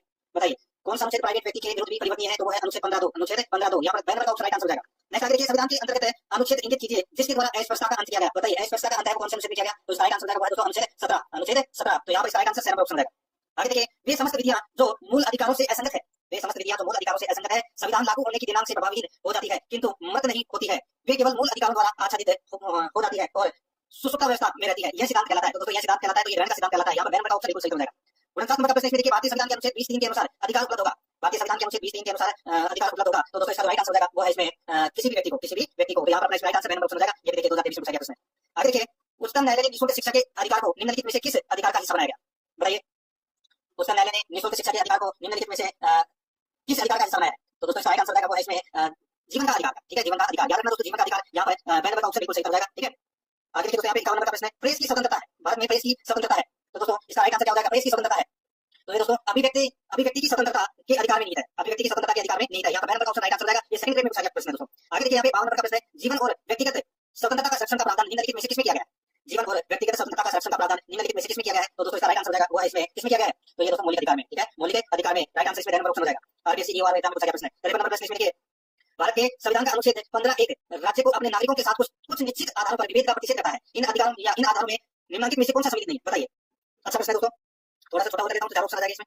देखिए, भारत के संविधान का अनुच्छेद है 15(1) राज्य को अपने नागरिकों के साथ कुछ निश्चित आधारों पर विभेद का प्रतिषेध करता है। इन आधारों में निम्नलिखित में से कौन सा सम्मिलित नहीं है? निम्नलिखित में से कौन सा सम्मिलित नहीं है? तो दोस्तों इसमें देखिए, जन्म स्थान है, धर्म है, नस्ल है, लेकिन भाषा नहीं है। दोस्तों यहाँ पर इसमें राइट आंसर क्या हो जाएगा? देन नंबर ऑप्शन सही था, भाषा। ये भी देखिए सेकंड ग्रेड में पूछा गया प्रश्न है 2022 में। आगे देखिए 54 नंबर का प्रश्न है, निम्नलिखित में से क्या स्वतंत्रता के मूल अधिकार में शब्दन से शामिल नहीं है? बताइए। अच्छा प्रश्न है दोस्तों, स्वतंत्रता के मूल अधिकार में शब्दन से शामिल नहीं है तो कौन से? तो इसका राइट आंसर हो जाएगा वो है अंतःकरण की स्वतंत्रता। अंतःकरण की स्वतंत्रता। तो यहाँ पर अपना इसका राइट आंसर हो जाएगा नंबर ऑप्शन बिल्कुल सही। सेकंड ग्रेड की तरफ ये प्रश्न पूछा जाता है। 55 नंबर प्रश्न इसमें देखिए, सूची फर्स्ट को सूची सेकंड में सुमेलित करना है।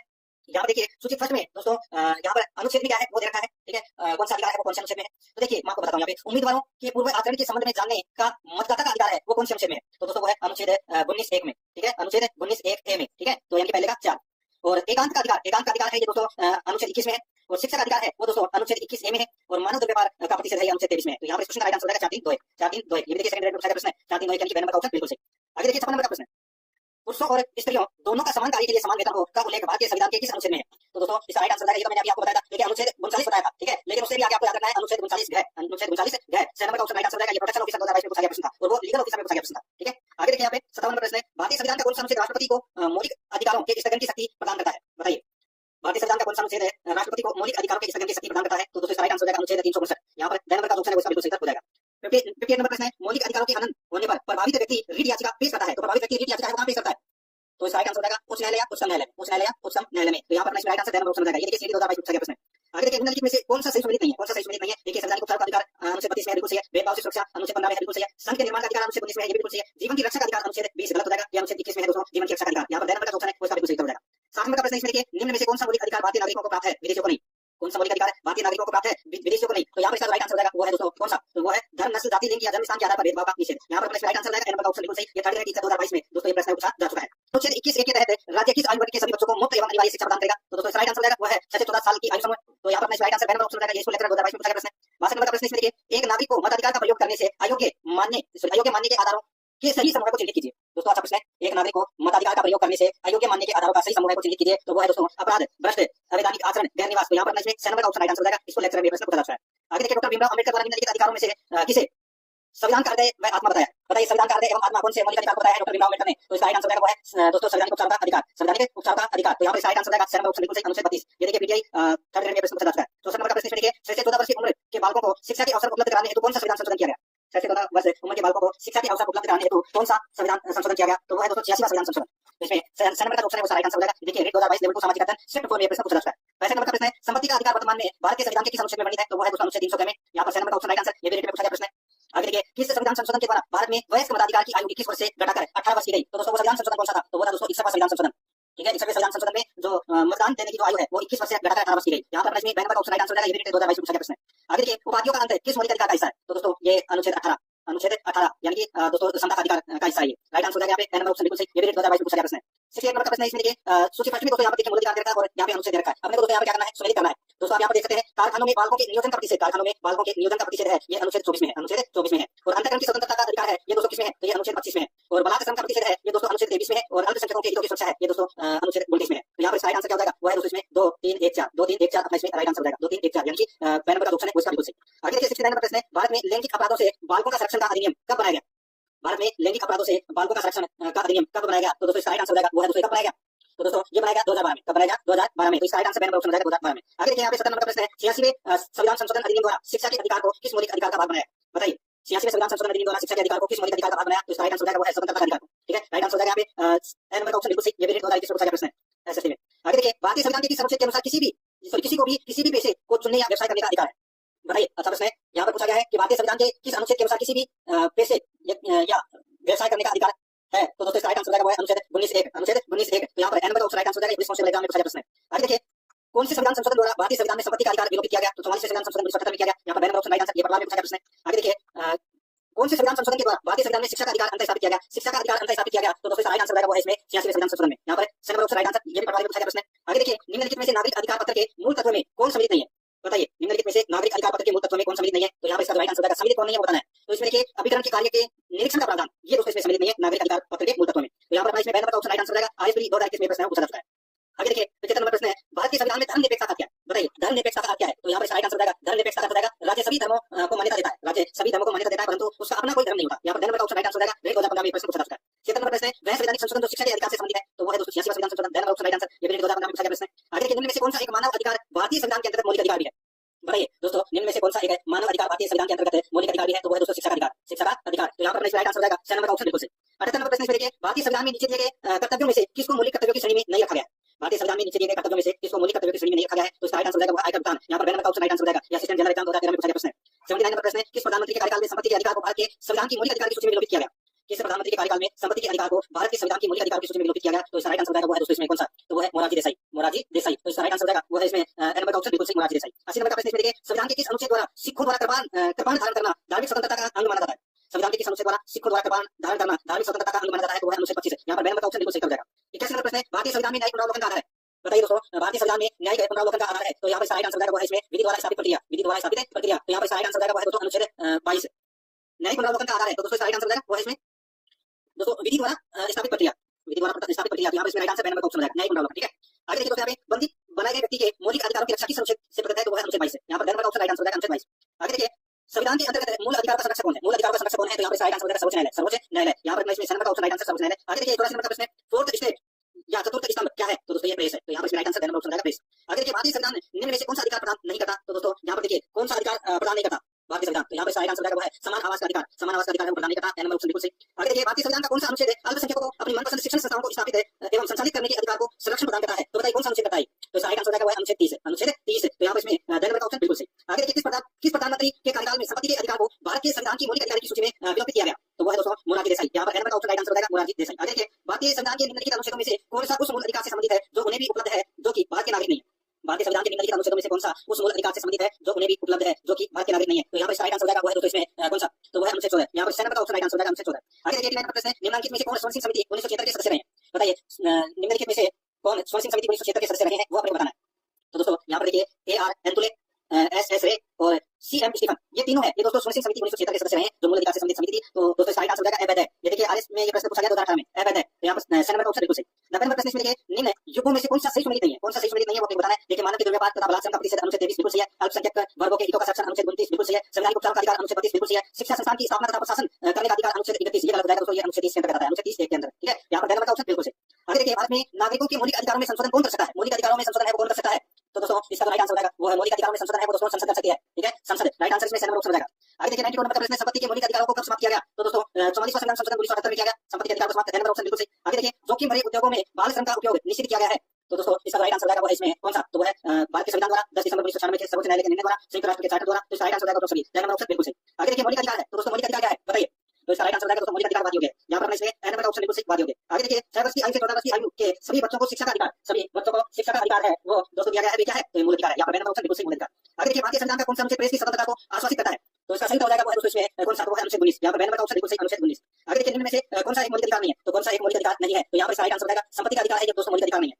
यहाँ पर 6 नंबर का ऑप्शन बिल्कुल सही हो जाएगा। आगे देखिए 98 नंबर का प्रश्न, निम्न में से किसको संविधान द्वारा मौलिक अधिकारों को लागू करने की शक्ति दी गई है? बताइए निम्न में से किसको संविधान द्वारा मौलिक अधिकारों को लागू करने की शक्ति दी गई है? तो वो है दोस्तों सर्वोच्च एवं उच्च न्यायालय को, सर्वोच्च एवं उच्च न्यायालय को। यहाँ पर 2 नंबर का ऑप्शन बिल्कुल सही हो जाएगा। आगे देखिए, भारत के नागरिकों के मौलिक अधिकारों का वर्णन है, भारत के नागरिकों का मौलिक अधिकारों का वर्णन है, तो दोस्तों ये अनुच्छेद 12 से 35 तक है, अनुच्छेद। नेक्स्ट आगे देखिए, भारत के संविधान में मौलिक अधिकार है, तो भारत के संविधान में मौलिक अधिकार है, तो दोस्तों इसका राइट आंसर हो जाएगा ये मूल अधिकार का हिस्सा था, ये मूल अधिकार का हिस्सा था। ठीक है, तो यहाँ पर अपना राइट आंसर 2 नंबर का ऑप्शन बिल्कुल सही। इसमें लोग शब्दों का प्रयोग भारतीय संविधान में कहां से लिया गया है? बताइए, बहुत ही शानदार प्रश्न है, 2016 में ये प्रश्न पूछा जा चुका है। तो दोस्तों देखिए, हम भारत के लोग शब्दों का जो प्रयोग है वो भारतीय संविधान में कहां से लिया गया है? राइट आंसर हो जाएगा संविधान की प्रस्तावना में से लिया गया है दोस्तों। डी नंबर का ऑप्शन है वो इसका बिल्कुल सही हो जाएगा। दोस्तों प्रस्तावना, सबसे पहले मैं आपको बता दूं कि प्रस्तावना आपको याद होनी चाहिए भारतीय संविधान की। दोस्तों देखिए, हम भारत के लोग भारत को एक संपूर्ण प्रभुत्व संपन्न समाजवादी पंथ निरपेक्ष लोकतंत्रात्मक गणराज्य बनाने के लिए तथा उसके समस्त नागरिकों को सामाजिक आर्थिक और राजनीतिक न्याय, ठीक है, सामाजिक आर्थिक और राजनीतिक न्याय प्रस्तावना बना रहा हूं। ठीक है, तो न्याय कितने प्रकार के हो गए? 3 प्रकार के। कौन कौन से? सामाजिक, आर्थिक और राजनीतिक। ठीक है, आगे देखिए, विचार, अभिव्यक्ति, विश्वास, धर्म और उपासना की स्वतंत्रता। ठीक है, स्वतंत्रता कितने प्रकार की है? 5 प्रकार की। कौन कौन सी? विचार, अभिव्यक्ति, विश्वास, धर्म और उपासना की स्वतंत्रता, प्रतिष्ठा और अवसर की समानता प्राप्त करने के लिए तथा उन सब में व्यक्ति की गरिमा और राष्ट्र की एकता और अखंडता सुनिश्चित करने वाली बंधुता बढ़ाने के लिए, यह दोस्तों क्या है? प्रस्तावना है। तो आपको याद रखना है, एक एक वर्ड इसमें काम आएगा। कई बार प्रश्न पूछ लिया जाता है कि न्याय कितने प्रकार के हैं प्रस्तावना में, स्वतंत्रता कितने प्रकार की है। ठीक है, ऐसी चीजें आपको याद रखनी है। आगे देखिए, इसमें सेकंड नंबर का प्रश्न है,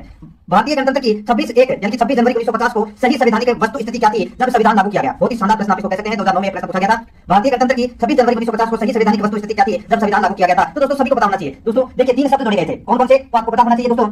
देखिए, समाजवाद, धर्मनिरपेक्ष और अखंडता, ये 3 शब्द जोड़े गए थे दोस्तों 42वें संविधान संशोधन अधिनियम 1976 के द्वारा। ठीक है, तो यहाँ पे देखिए ऑप्शन के अंदर धर्मनिरपेक्ष दे रखा है, ठीक है, और इसमें देखिए चौथे वाले में समाजवाद दे रखा है, अब दोस्तों इस प्रश्न का तो राइट आंसर हो जाएगा वो हो जाएगा अपना इसमें संपूर्ण प्रभुत्व संपन्न लोकतंत्रात्मक गणराज्य। ये मूल संविधान का अंग है दोस्तों, ठीक है। बाकी के जो शब्द हैं वो दोस्तों 42वें संविधान संशोधन के माध्यम से जोड़े गए थे। तो यहाँ पर इस प्रश्न का राइट आंसर सी नंबर का ऑप्शन बिल्कुल सही हो जाएगा, ठीक है।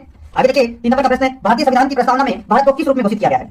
भारतीय संविधान की प्रस्तावना में भारत को किस रूप में घोषित किया गया है? इसका राइट आंसर हो जाएगा दोस्तों वो है एक सार्वभौम समाजवादी धर्मनिरपेक्ष प्रजातांत्रिक गणतंत्र, ठीक है। जहां पर इस प्रश्न का राइट आंसर हो जाएगा सी नंबर का ऑप्शन है वो इसका बिल्कुल सही हो जाएगा। गणतंत्र का मतलब क्या होता है कि राज्य का जो अध्यक्ष है वो एक निर्वाचित व्यक्ति होता है जो एक निश्चित अवधि के लिए पद ग्रहण करता है, वंशानुगत नहीं होता इसमें, ठीक है। यहाँ पर सी नंबर का ऑप्शन बिल्कुल सही। आगे देखिए 4 नंबर का प्रश्न है, निम्नलिखित में से किसने भारतीय संविधान की प्रस्तावना को हमारे संप्रभु प्रजातांत्रिक गणतंत्र की जन्म कुंडली कहा है? किसने कहा है भारतीय संविधान की प्रस्तावना को हमारे संप्रभु प्रजातांत्रिक गणतंत्र की जन्म कुंडली कहा है? किसने कहा है? तो दोस्तों ये कहा है किसने? के एम मुंशी ने कहा है। तो यहाँ पर अपना डी नंबर का ऑप्शन राइट आंसर हो जाएगा। 2018 में ये प्रश्न पूछा जा चुका है। 5 नंबर का प्रश्न है, भारतीय संविधान का कौन सा भाग संविधान की आत्मा कहलाता है? तो दोस्तों कौन सा भाग है वो संविधान की आत्मा कहलाता है? सही उत्तर हो जाएगा वो है दोस्तों उद्देशिका यानी कि प्रस्तावना, ठीक है। प्रस्तावना है ये भारतीय संविधान की आत्मा कहलाता है। तो यहाँ पर अपना इसमें सी नंबर का ऑप्शन राइट आंसर 2015 में पूछा गया प्रश्न है। आगे देखिए निम्नलिखित में से कौन भारतीय संविधान के उद्देश्यों को प्रतिबिंबित करता है? बताइए निम्नलिखित में से कौन है भारतीय संविधान के उद्देश्यों को प्रतिबिंबित करता है? तो दोस्तों इसका राइट आंसर हो जाएगा वो है अपना इसमें संविधान की प्रस्तावना। तो बी नंबर का ऑप्शन बिल्कुल सही हो जाएगा।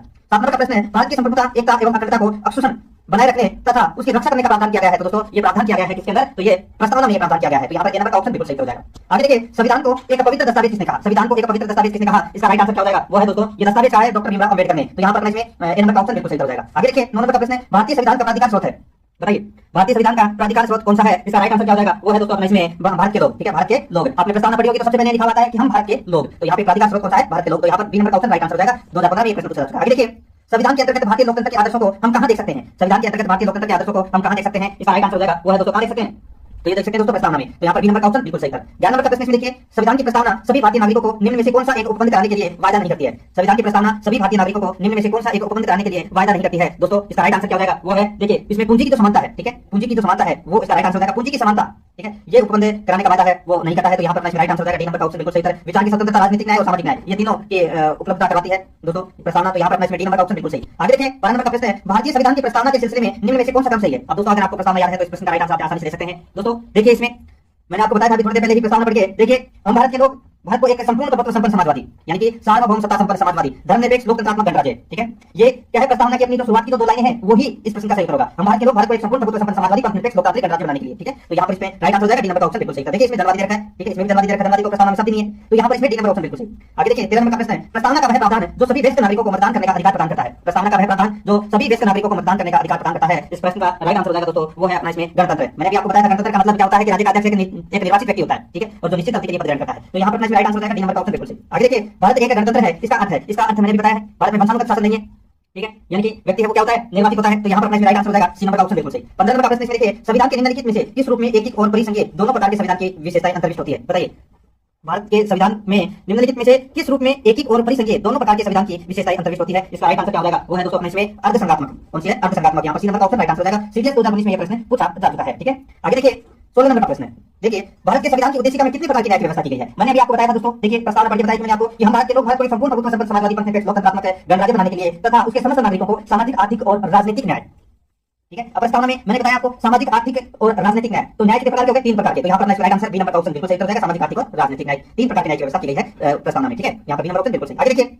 संविधान की प्रस्तावना के बारे में कौन सा कथन सही है? तो कौन सा कथन है वो इसमें सही है वो बता रहा है। देखिए समाजवादी धर्मनिरपेक्ष शब्द 1976 में लागू, ये संविधान के अंग नहीं थे, बिल्कुल सही है दोस्तों। ये पहला कथन ही है, ये इसमें बिल्कुल सही है। देखिए समाजवादी धर्मनिरपेक्ष और जो अखंडता शब्द है ये 3 शब्द 42वें संविधान संशोधन अधिनियम 1976 के माध्यम से जोड़े गए थे, ये मूल संविधान के अंग है वो नहीं थे। तो यहाँ पर इसमें ए नंबर का ऑप्शन बिल्कुल सही हो जाएगा। बाकी देखिए 1977 1985 ये दे रखा है, ठीक है। तो यहाँ पर इस प्रश्न का राइट आंसर क्या हो जाएगा? ए नंबर ऑप्शन बिल्कुल सही था। 4 नंबर में ऑप्शन देखिए संविधान की प्रस्तावना के अंग नहीं है, तो संविधान की प्रस्तावना के अंग है ये तीनों शब्द। तो यहाँ पर ए नंबर ऑप्शन बिल्कुल सही। आगे देखिए निम्नलिखित शब्दों में से कौन सा शब्द 1975 में भारतीय संविधान की प्रस्तावना में सम्मिलित नहीं था? बताइए 1975 में भारतीय संविधान की प्रस्तावना में सम्मिलित नहीं था। तो मैंने भी आपको बताया 3 शब्द 1976 में जोड़े गए थे, ठीक है। कौन से? तो पंथनिरपेक्ष, धर्मनिरपेक्ष, समाजवादी और अखंडता, ठीक है। तो यहाँ पे जो अखंडता है 1976 में जोड़ा गया था, बाकी तीनों है बंधुत्व, संप्रभुत्व, समानता, ये तीनों मूल संविधान के भाग है। तो यहाँ पर डी नंबर का ऑप्शन बिल्कुल सही था। आगे देखिए निम्नलिखित विवादों में से किसमें सर्वोच्च न्यायालय ने प्रस्तावना को भारतीय संविधान की मौलिक संरचना का भाग स्वीकार किया? निम्नलिखित विवादों में से किसमें सर्वोच्च न्यायालय ने प्रस्तावना को भारतीय संविधान की मौलिक संरचना का भाग स्वीकार किया? तो इसका बिल्कुल सही उत्तर हो जाएगा वो है दोस्तों इसमें केशवानंद भारती विवाद। केशवानंद भारती विवाद, इसमें राइट आंसर क्या हो जाएगा? इसमें दोस्तों डी नंबर का ऑप्शन है वो इसका बिल्कुल सही उत्तर हो जाएगा। दोस्तों केशवानंद भारती विवाद मामले में सर्वोच्च न्यायालय ने प्रस्तावना को भारतीय संविधान का अभिन्न अंग माना है, ठीक है। यहाँ पर इसमें राइट आंसर हो जाएगा डी नंबर का ऑप्शन बिल्कुल सही। आगे देखिए भारतीय संविधान की प्रस्तावना में जिन आदर्शों एवं उद्देश्यों की रूपरेखा दी गई है उनकी आगे व्याख्या की गई है। बताइए भारतीय संविधान की प्रस्तावना में जिन आदर्शों एवं उद्देश्यों की रूपरेखा दी गई है उनकी आगे व्याख्या की गई है। तो उनकी आगे व्याख्या है वो कहां पर की गई है? तो ये की गई दोस्तों मूल अधिकार राज्य के नीति निर्देशक सिद्धांत एवं मूल कर्तव्य में प्रस्तावना के आदर्शों की और आगे व्याख्या की गई है। तो यहाँ पर अपना सी नंबर का ऑप्शन बिल्कुल सही उत्तर हो जाएगा। आगे देखिए 21 नंबर का प्रश्न है, संविधान की प्रस्तावना में वर्णित समाजवादी शब्द से अभिप्राय है। दोस्तों समाजवादी शब्द से क्या अभिप्राय है? दोस्तों इसका राइट आंसर क्या हो जाएगा? देखिए आपको पता होना चाहिए समाजवाद का मतलब क्या होता है, धर्मनिरपेक्ष का मतलब क्या होता है, लोकतंत्र का मतलब क्या होता है, गणतंत्र का मतलब क्या होता है। तो दोस्तों गणतंत्र का मतलब मैंने अभी आपको बताया कि व्यक्ति है वो निर्वाचित होता है, ठीक है। और समाजवाद का मतलब होता है दोस्तों देखिए जिसमें उत्पादन व वितरण का स्वामित्व राज्य के हाथ में रहता है वो होता है समाजवाद। धर्मनिरपेक्ष का मतलब होता है कि राज्य का कोई धर्म नहीं है तथा राज्य केवल नागरिकों के आपसी संबंधों से संबंधित है। ठीक है, यानी कि दोस्तों कि इसका मानव व ईश्वर के आपसी संबंधों में कोई सरोकार नहीं है। तो यानी कि सीधा सा आपको बोलूं कि राज्य का कोई धर्म नहीं है। ठीक है, यहाँ पर समाजवादी का अर्थ पूछा गया है तो दोस्तों इस प्रश्न का राइट आंसर हो जाएगा वो है अपना इसमें कौन सा, तो दोस्तों न केवल उत्पाद व वितरण के सभी साधनों का राष्ट्रीयकरण करना वरन गरीब व अमीर के मध्य दूरी कम करना, ये समाजवाद का अर्थ है। तो दोस्तों इसमें राइट आंसर क्या हो जाएगा, सी नंबर का ऑप्शन है वो इसका बिल्कुल सही हो जाएगा। आगे देखिए 22 नंबर का प्रश्न है, भारत के संविधान के उद्देश्यों में से एक के रूप में आर्थिक न्याय का किसमें उपबंध किया गया है। दोस्तों आर्थिक न्याय का उपबंध है वो किसमें किया गया है, मैंने बताया आपको न्याय 3 प्रकार के होते हैं, सामाजिक, आर्थिक और राजनीतिक। ठीक है, यहाँ पे आर्थिक न्याय की बात की गई है तो दोस्तों इस प्रश्न का राइट आंसर हो जाएगा उद्देशिका और राज्य के नीति निर्देशक तत्व में उपबंध किया गया है। तो दोस्तों इसमें राइट आंसर हो जाएगा, इसमें बी नंबर का ऑप्शन है उसका बिल्कुल सही था। आईएएस 2013 में ये प्रश्न पूछा गया। आगे देखिए संवैधानिक व्याख्या में उद्देशिका उपयोगी है क्योंकि संवैधानिक व्याख्या में उद्देशिका उपयोगी है क्योंकि यह संविधान निर्माताओं के वास्तविक लक्ष्य और दर्शन को सम्मिलित करती है। तो इसमें बी नंबर का ऑप्शन बिल्कुल सही हो जाएगा। आगे देखिए 24 नंबर का प्रश्न है, भारत के संविधान के निर्माताओं का मत निम्नलिखित में से किसमें प्रतिबिंबित होता है। तो दोस्तों किसमें प्रतिबिंबित होता है, तो इसमें राइट आंसर क्या हो जाएगा वो है दोस्तों इसमें उद्देशिका यानी कि प्रस्तावना में। तो यहाँ पर अपना राइट आंसर है ए नंबर का ऑप्शन बिल्कुल सही। 25 नंबर का प्रश्न इसमें देखिए 26 नवंबर 1949 को अंगीकृत भारतीय संविधान की प्रस्तावना में सम्मिलित नहीं थे। तो दोस्तों देखिए मैं आपको बता दूं कि समाजवादी, पंथनिरपेक्ष और अखंडता, ठीक है, ये जो तीनों शब्द हैं, ये दोस्तों जो तीनों शब्द हैं, ये तीनों शब्द 1976 में जोड़े गए थे यानी संविधान संशोधन के माध्यम से। ठीक है, तो यहाँ पे क्या पूछा गया है कि 26 नवंबर 1949 को अंगीकृत भारतीय संविधान की प्रस्तावना में सम्मिलित नहीं थे। तो ये तीनों सम्मिलित नहीं थे, 1976 में जोड़े गए थे, गणराज्य शब्द था। ठीक है, तो यहाँ पर इस प्रश्न का राइट आंसर क्या हो जाएगा दोस्तों 1 2 3 यानी कि ए नंबर का ऑप्शन है उसका बिल्कुल सही हो जाएगा। आगे देखिए 26 नंबर का प्रश्न है, निम्नलिखित तत्वों पर विचार कीजिए। तो दोस्तों अपने को निम्नलिखित तत्वों पर विचार करना है, बताना है कि इसमें कौन सा सही है। ठीक है, पूर्ण भाषा में अपने को क्या करना है, उत्तर देना है। देखिए भारत का संविधान अपने मूल ढांचे को संघवाद, पंथनिरपेक्ष, मूल अधिकारों तथा लोकतंत्र के रूप में परिभाषित करता है। मूल ढांचे में दोस्तों पंथनिरपेक्षता नहीं है, ये गलत हो जाएगा। पहला ही कथन है वो अपना गलत हो जाएगा। दूसरा देखिए भारत का संविधान नागरिकों की स्वतंत्रता तथा उन आदर्शों जिन पर संविधान आधारित है की सुरक्षा हेतु न्यायिक पुनरावलोकन की व्यवस्था करता है, बिल्कुल सही है। तो यहाँ पर 2 नंबर का ऑप्शन है वो इसका बिल्कुल सही हो जाएगा यानी कि बी नंबर ऑप्शन बिल्कुल सही। केवल 2। 27 नंबर का प्रश्न है, संविधान की उद्देशिका के संबंध में निम्न कथनों पर विचार कीजिए तथा दिए गए कूट की सहायता से बताइए कि इनमें से कौन सा सही है। संविधान की उद्देशिका के संबंध में निम्न कथनों पर विचार कीजिए तथा दिए गए कूट की सहायता से बताइए कि इनमें से कौन सा सही है। तो दोस्तों इसमें देखिए सही कौन सा है वो अपने को यहाँ पर करना है, बताना है, पूर्ण भाषा में अपने को उत्तर देना है। दोस्तों इसमें देखिए बहुत ही अच्छा प्रश्न है, पंडित नेहरू द्वारा प्रस्तुत ऑब्जेक्टिव प्रस्ताव अंतर्मुखत्व उद्देशिका बिल्कुल सही है। उद्देश्य प्रस्ताव पंडित जवाहरलाल नेहरू ने कहा थे। ठीक है, तो यहाँ पर इसमें राइट आंसर हो जाएगा, पहला नंबर का बिल्कुल सही है। दूसरा देखिए इसकी प्रकृति न्याय योग्य नहीं है, इसकी प्रकृति न्याय योग्य नहीं है, ये भी दोस्तों बिल्कुल सही है। इसका संशोधन नहीं किया जा सकता, तो दोस्तों संशोधन किया जा सकता है, प्रस्तावना में संशोधन किया जा सकता है और वो केशवानंद भारती वाद मामला था। ठीक है, उसके अंदर सर्वोच्च न्यायालय ने प्रस्तावना को संविधान का अंग माना है। ठीक है, और इसमें संशोधन किया जा सकता है। तो यहाँ पर 30 नंबर का अपना इसमें गलत हो जाएगा, संविधान के विशिष्ट प्रावधानों को यह रद्द नहीं कर सकता। तो दोस्तों ये बिल्कुल सही है। तो इसमें 1 2 और 4 है वो इसमें सत्य है यानी कि बी नंबर का ऑप्शन बिल्कुल सही हो जाएगा। प्रस्तावना से संबंधित दोस्तों आप ऐसे प्रश्न पहली बार पढ़ रहे होंगे ऐसा मुझे लगता है, और प्रश्न जरूर देखिएगा, बहुत ही शानदार प्रश्न है, रोजाना मेरे साथ करना है आपको। देखिए कथन और कारण दे रखा है। ठीक है, अपने को बताना है कि कौन सा इसमें सत्य है। देखिए कथन ए में देखिए भारत एक संपूर्ण प्रभुत्व संपन्न समाजवादी धर्मनिरपेक्ष लोकतंत्रात्मक गणराज्य है, बिल्कुल सही बात है। कारण आप देखिए इसे 42वें संविधान संशोधन अधिनियम 1976 द्वारा संपूर्ण प्रभुत्व संपन्न लोकतंत्रात्मक गणराज्य के स्थान पर प्रतिस्थापित किया गया, बिल्कुल सही दोस्तों। इसमें कारण और कथन दोनों सही है और ये इसकी सही व्याख्या भी करता है। तो यहाँ पे अपना इसमें राइट आंसर हो जाएगा ए नंबर का ऑप्शन बिल्कुल सही।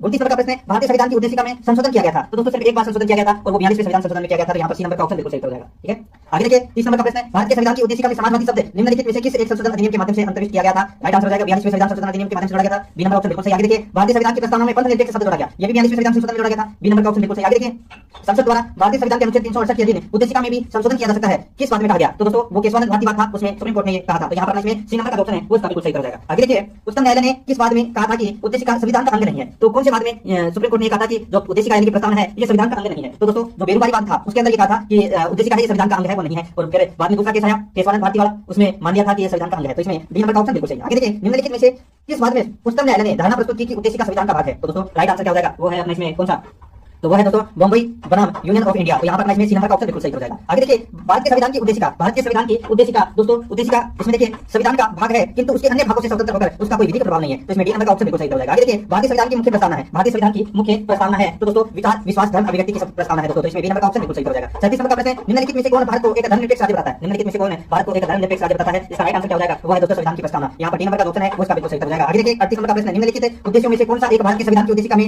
सन्निविष्ट है। तो इसका राइट आंसर हो जाएगा वो है दोस्तों अपना इसमें कौन सा, तो वो है आर्थिक स्वतंत्रता। तो इसमें राइट आंसर क्या हो जाएगा, बी नंबर का ऑप्शन है वो इसका बिल्कुल सही हो जाएगा। ठीक है, याद रखना आर्थिक स्वतंत्रता। ठीक है, आगे देखिए उत्तर में इसमें देखिए आर्थिक स्वतंत्रता नहीं है, ये आर्थिक क्या है, ये आर्थिक न्याय है। विचार की स्वतंत्रता है, अभिव्यक्ति की स्वतंत्रता है, विश्वास की स्वतंत्रता है। मैंने आपको बताया था कि स्वतंत्रता प्रस्तावना में 5 प्रकार की है, विचार की, अभिव्यक्ति की, विश्वास की, धर्म की और उपासना की, ये 5 प्रकार की स्वतंत्रता है। यहाँ पे आर्थिक स्वतंत्रता नहीं है, ये आर्थिक न्याय है। ठीक है, तो यहाँ पर बी नंबर का ऑप्शन बिल्कुल सही। 39 नंबर का प्रश्न इसमें देखिए संविधान सभा द्वारा अंगीकृत ऐतिहासिक उद्देश्यों के कथन के संबंध में निम्नलिखित तत्वों में से कौन सा सही है। तो कौन सा इसमें सही है वो अपने को यहाँ पर क्या करना है, बताना है। दोस्तों बहुत ही शानदार प्रश्न है, आप इसको कह सकते हैं और अपने को पूर्ण भाषा में क्या करना है, उत्तर देना है। देखिए उद्देश्यों के कथन ने अपने सभी उत्तरवर्ती कथनों से संविधान के रूप निर्माण को अनुप्राणित किया है, बिल्कुल सही है। यह केवल एक प्रस्ताव ही नहीं था बल्कि एक घोषणा, एक दृढ़ संकल्प और एक प्रतिज्ञा थी, बिल्कुल सही है। तीसरा देखिए इसमें इसने हमारे संविधान को अंतर्निहित दर्शन प्रदान किया, बिल्कुल सही है। इसमें निर्वाचित संविधान सभा द्वारा भारत के संविधान का निर्माण करने का प्रस्ताव किया गया था। बताइए, एक निर्वाचित संविधान सभा द्वारा भारत के संविधान का निर्माण करने का प्रस्ताव किया गया था। दोस्तों बताइए किसके द्वारा किया गया था? यह किया गया था दोस्तों क्रिप्स मिशन द्वारा। किसके द्वारा? क्रिप्स मिशन के द्वारा। यहाँ पर सी नंबर का ऑप्शन है उसका बिल्कुल सही हो जाएगा, क्रिप्स मिशन के द्वारा। देखिए 2008 में यह प्रश्न पूछा जा चुका है।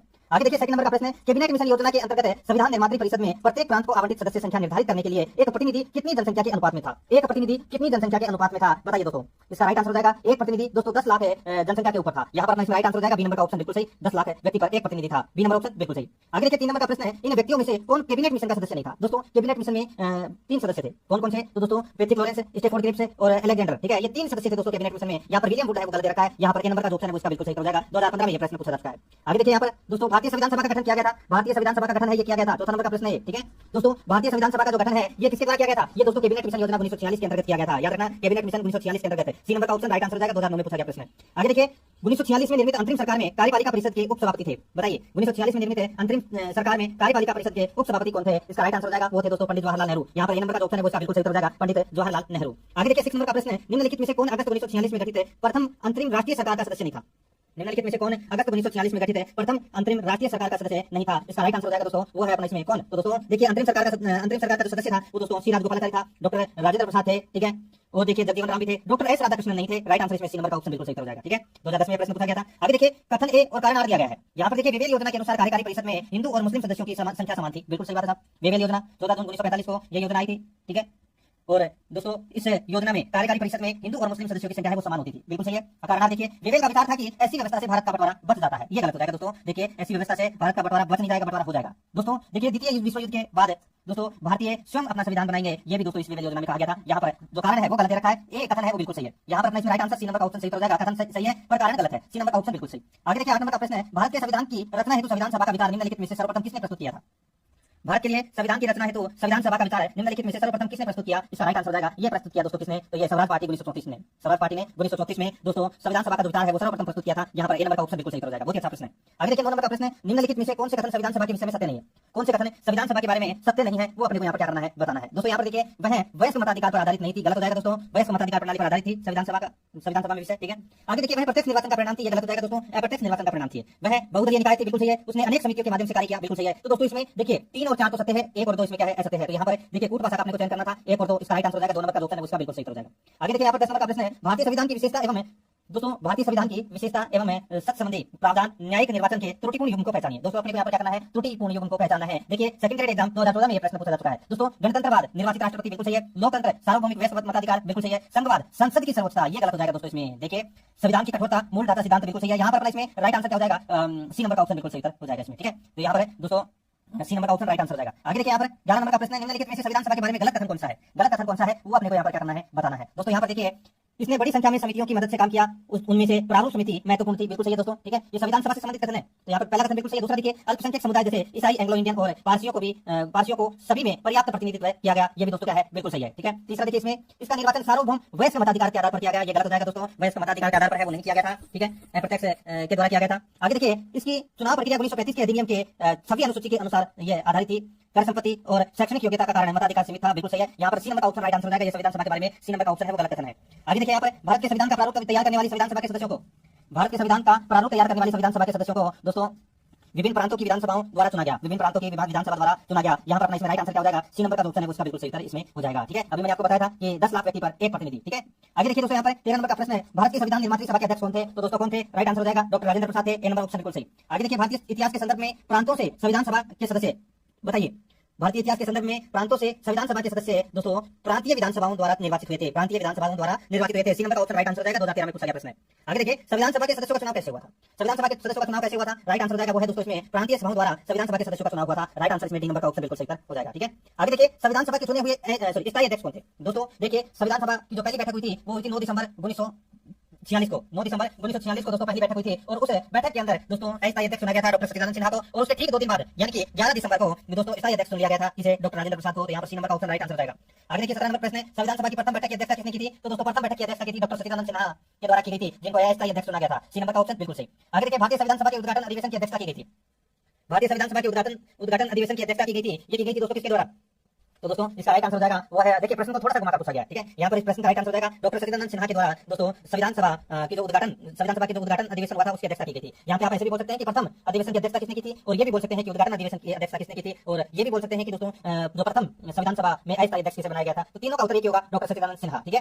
आगे देखिए यहाँ पर स्वतंत्र भारत की संविधान सभा के अध्यक्ष कौन थे, राइट आंसर हो जाएगा दोस्तों कौन थे, डॉक्टर राजेंद्र प्रसाद थे दोस्तों, राइट आंसर इसमें बी नंबर ऑप्शन सही। आगे देखिए भारतीय संविधान सभा की स्थापना की गई थी, भारतीय संविधान सभा की जो स्थापना है ये की गई थी दोस्तों 9 दिसंबर 1946 को, राइट आंसर इसमें बी नंबर का ऑप्शन बिल्कुल सही। आगे देखिए संविधान सभा का गठन कब हुआ, संविधान सभा का जो गठन है ये कब हुआ, राइट आंसर हो जाएगा दोस्तों दिसंबर 1946 में, ए नंबर का ऑप्शन है वो इसका बिल्कुल सही हो जाएगा। देखिए ये प्रश्न 1990 में पूछा गया था और ऊपर वाला प्रश्न है ये 1995 में पूछा गया था, इसलिए प्रश्न है वो रिपीट होते हैं। भारत की संविधान सभा का प्रथम अधिवेशन कब शुरू हुआ, ये शुरू हुआ दोस्तों 9 दिसंबर 1946 से, राइट आंसर इसमें बी नंबर का ऑप्शन बिल्कुल सही। आगे देखिए संविधान सभा की पहली बैठक कब हुई थी, राइट आंसर 9 दिसंबर 1946 को, सी नंबर ऑप्शन सही। आगे देखिए भारत को एक संविधान देने का प्रस्ताव संविधान सभा द्वारा पारित किया गया, बताइए ये अच्छा प्रश्न है।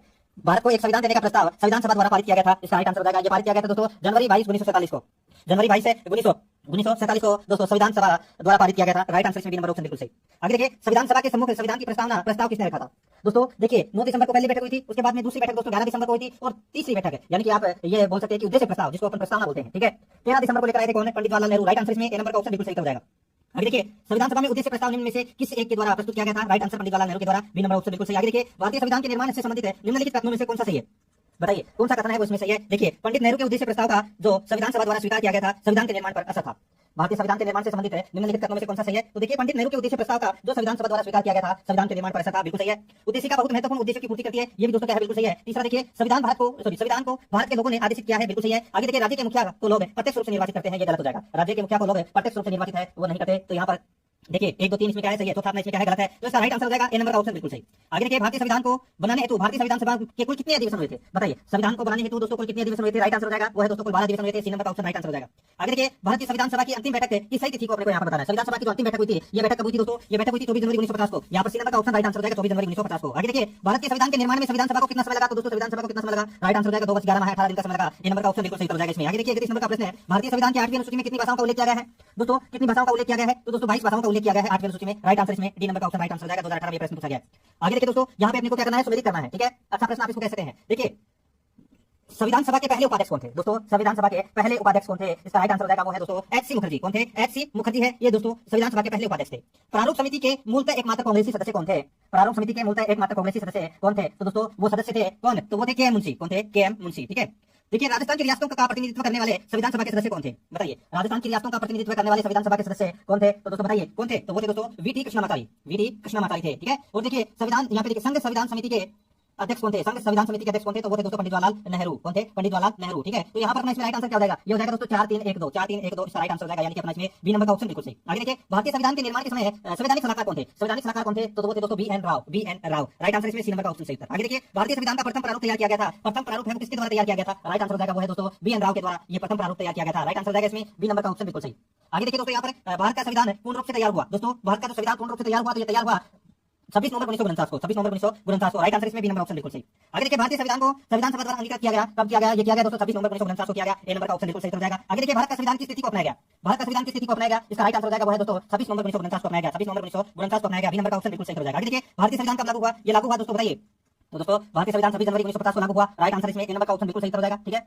आगे देखिए यहाँ पर 39 नंबर प्रश्न है संविधान को 26 जनवरी के दिन लागू करने का निर्णय इसलिए लिया गया क्योंकि दोस्तों भारतीय संविधान 26 जनवरी को क्यों लागू किया गया था, तो दोस्तों क्योंकि कांग्रेस ने इस तिथि को 1930 में स्वतंत्रता दिवस के रूप में मनाया था इस तिथि को, ठीक है, इसलिए 26 जनवरी को लागू किया गया, राइट आंसर इसमें ए नंबर का ऑप्शन बिल्कुल सही। आगे देखिए 40 नंबर प्रश्न है भारतीय संविधान को अपनाया गया था, भारतीय संविधान को अपनाया गया था, राइट आंसर हो जाएगा वो है दोस्तों संवैधानिक सभा द्वारा अपनाया गया था, राइट आंसर इसमें ए नंबर का ऑप्शन बिल्कुल सही है, संवैधानिक सभा द्वारा अपनाया गया था। आगे देखिए संविधान सभा द्वारा भारतीय संविधान को स्वीकृत किया गया था, संविधान सभा द्वारा भारतीय संविधान को स्वीकृत किया गया था, इसका राइट आंसर हो जाएगा ये स्वीकृत 26 नवंबर 1949 को किया गया था, सी नंबर ऑप्शन बिल्कुल सही। आगे देखिए भारतीय संविधान को 26 नवंबर 1949 को किसके द्वारा अधिनियमित किया गया, तो दोस्तों किसके द्वारा अधिनियमित किया गया, ये दोस्तों संविधान सभा द्वारा अधिनियमित किया गया, राइट आंसर इसमें ए नंबर ऑप्शन बिल्कुल सही। आगे देखिए भारत का संविधान अंगीकृत एवं अधिनियमित हुआ था, राइट आंसर हो जाएगा इसमें नवंबर 26 1949 को, यहाँ पर C number option right answer. देखिए मेरी गलती नहीं है कि इसमें जो प्रश्न रिपीट हो रहे हैं, ठीक है, ये प्रश्न किसी एग्जाम में बार-बार पूछे गए हैं, तो वो मैं आपको यहाँ पे बता रहा हूँ। देखिए 2013 में भी पूछा गया और 2015 में भी पूछा गया, ठीक है, और भी ऐसे प्रश्न है वो काफी सारे परीक्षा में पूछे गए हैं, तो ये प्रश्न महत्वपूर्ण है, जो प्रश्न रिपीट हो रहे हैं वो आपके लिए बढ़िया है, आपकी तैयारी अच्छी हो रही है उससे। आगे देखिए भीमराव अम्बेडकर का भारतीय संविधान सभा में निर्वाचन हुआ था, बताइए ये एलएसी 1996 में प्रश्न पूछा गया था, भारतीय संविधान सभा में निर्वाचन हुआ था दोस्तों डॉक्टर भीमराव अम्बेडकर का, कहां से, इसका राइट आंसर क्या हो जाएगा, वो है दोस्तों इसमें बंबई प्रेसिडेंसी से हुआ था। यहाँ पर बी नंबर का ऑप्शन बिल्कुल सही, बंबई प्रेसिडेंसी से। आगे देखिए डॉक्टर भीमराव अम्बेडकर का जन्म और मृत्यु कब हुई। दोस्तों डॉक्टर भीमराव अम्बेडकर की मृत्यु और जन्म कब हुआ था, राइट आंसर हो जाएगा इसमें देखिए 1891 में तो जन्म हुआ था और 1956 में इनकी मृत्यु हुई थी। राइट आंसर इसमें बी नंबर का ऑप्शन बिल्कुल सही। 46 नंबर का प्रश्न है, निम्नलिखित कथनों पर विचार कीजिए, अपने को बताना है कि कौन सा कथन है वो इसमें सत्य है। देखिए तृतीय गोलमेज सम्मेलन के विचार विमर्श की परिणति भारत सरकार अधिनियम 1935 के पारित होने के रूप में हुई। तृतीय गोलमेज सम्मेलन के विचार विमर्श की परिणति भारत सरकार अधिनियम 1935 के पारित होने के रूप में हुई, बिल्कुल सही है। आगे देखिए भारतीय यानी कि भारत सरकार अधिनियम 1935 ने ब्रिटिश भारत के और भारतीय रियासतों के एक संघ पर आधारित ऑल इंडिया फेडरेशन का यानी कि ऑल इंडिया फेडरेशन के गठन का उपबंध किया, बिल्कुल सही है। दोनों कथन इसमें क्या है, बिल्कुल सही है। इस प्रश्न का राइट आंसर हो जाएगा सी नंबर का ऑप्शन बिल्कुल सही, एक और दो दोनों इसमें क्या है, बिल्कुल सही। 47 नंबर का प्रश्न इसमें देखिए दो नीचे वक्तव्य दिए गए हैं, अपने को बताना है कि कौन सा इसमें सत्य है। यहाँ पर देखिए दोस्तों इसमें कथन ये देखिए भारत का संविधान देश की आवश्यकताओं की पूर्ति करता है, बिल्कुल सही है। कारण आर देखिए इसको एक ग्रहित संविधान कहा जाता है, दोस्तों बिल्कुल सही है। देखिए ए और आर दोनों इसमें क्या है, बिल्कुल सत्य है। लेकिन दोस्तों जो आर है वो एक का सही स्पष्टीकरण नहीं है, तो यहाँ पर अपना इसमें राइट आंसर क्या हो जाएगा, बी नंबर का ऑप्शन बिल्कुल सही हो जाएगा। आगे देखिए संविधान सभा में वयस्क मताधिकार को 15 वर्ष के लिए स्थगित करने की बात कही थी, किसने की थी। संविधान सभा में वयस्क मताधिकार को 15 वर्ष के लिए स्थगित करने की बात की थी, तो दोस्तों ये की थी किसने, राइट आंसर हो जाएगा वो है दोस्तों मौलाना आजाद ने की थी। यहाँ पर सी नंबर का ऑप्शन राइट आंसर हो जाएगा, मौलाना आजाद ने। आगे देखिए निम्नलिखित में से किसने सुझाव दिया था कि भारत की स्वतंत्रता के बाद भारतीय राष्ट्रीय कांग्रेस को एक राजनीतिक दल के रूप में भंग कर दिया जाना चाहिए। निम्नलिखित में से किसने सुझाव दिया था कि भारत की स्वतंत्रता के बाद भारतीय राष्ट्रीय कांग्रेस को एक राजनीतिक दल के रूप में भंग कर दिया जाना चाहिए, राइट आंसर हो जाएगा वो है दोस्तों ये कहा था किसने, ये महात्मा गांधी ने कहा था दोस्तों, राइट आंसर हो जाएगा इसमें डी नंबर का ऑप्शन सही, महात्मा गांधी ने कहा था।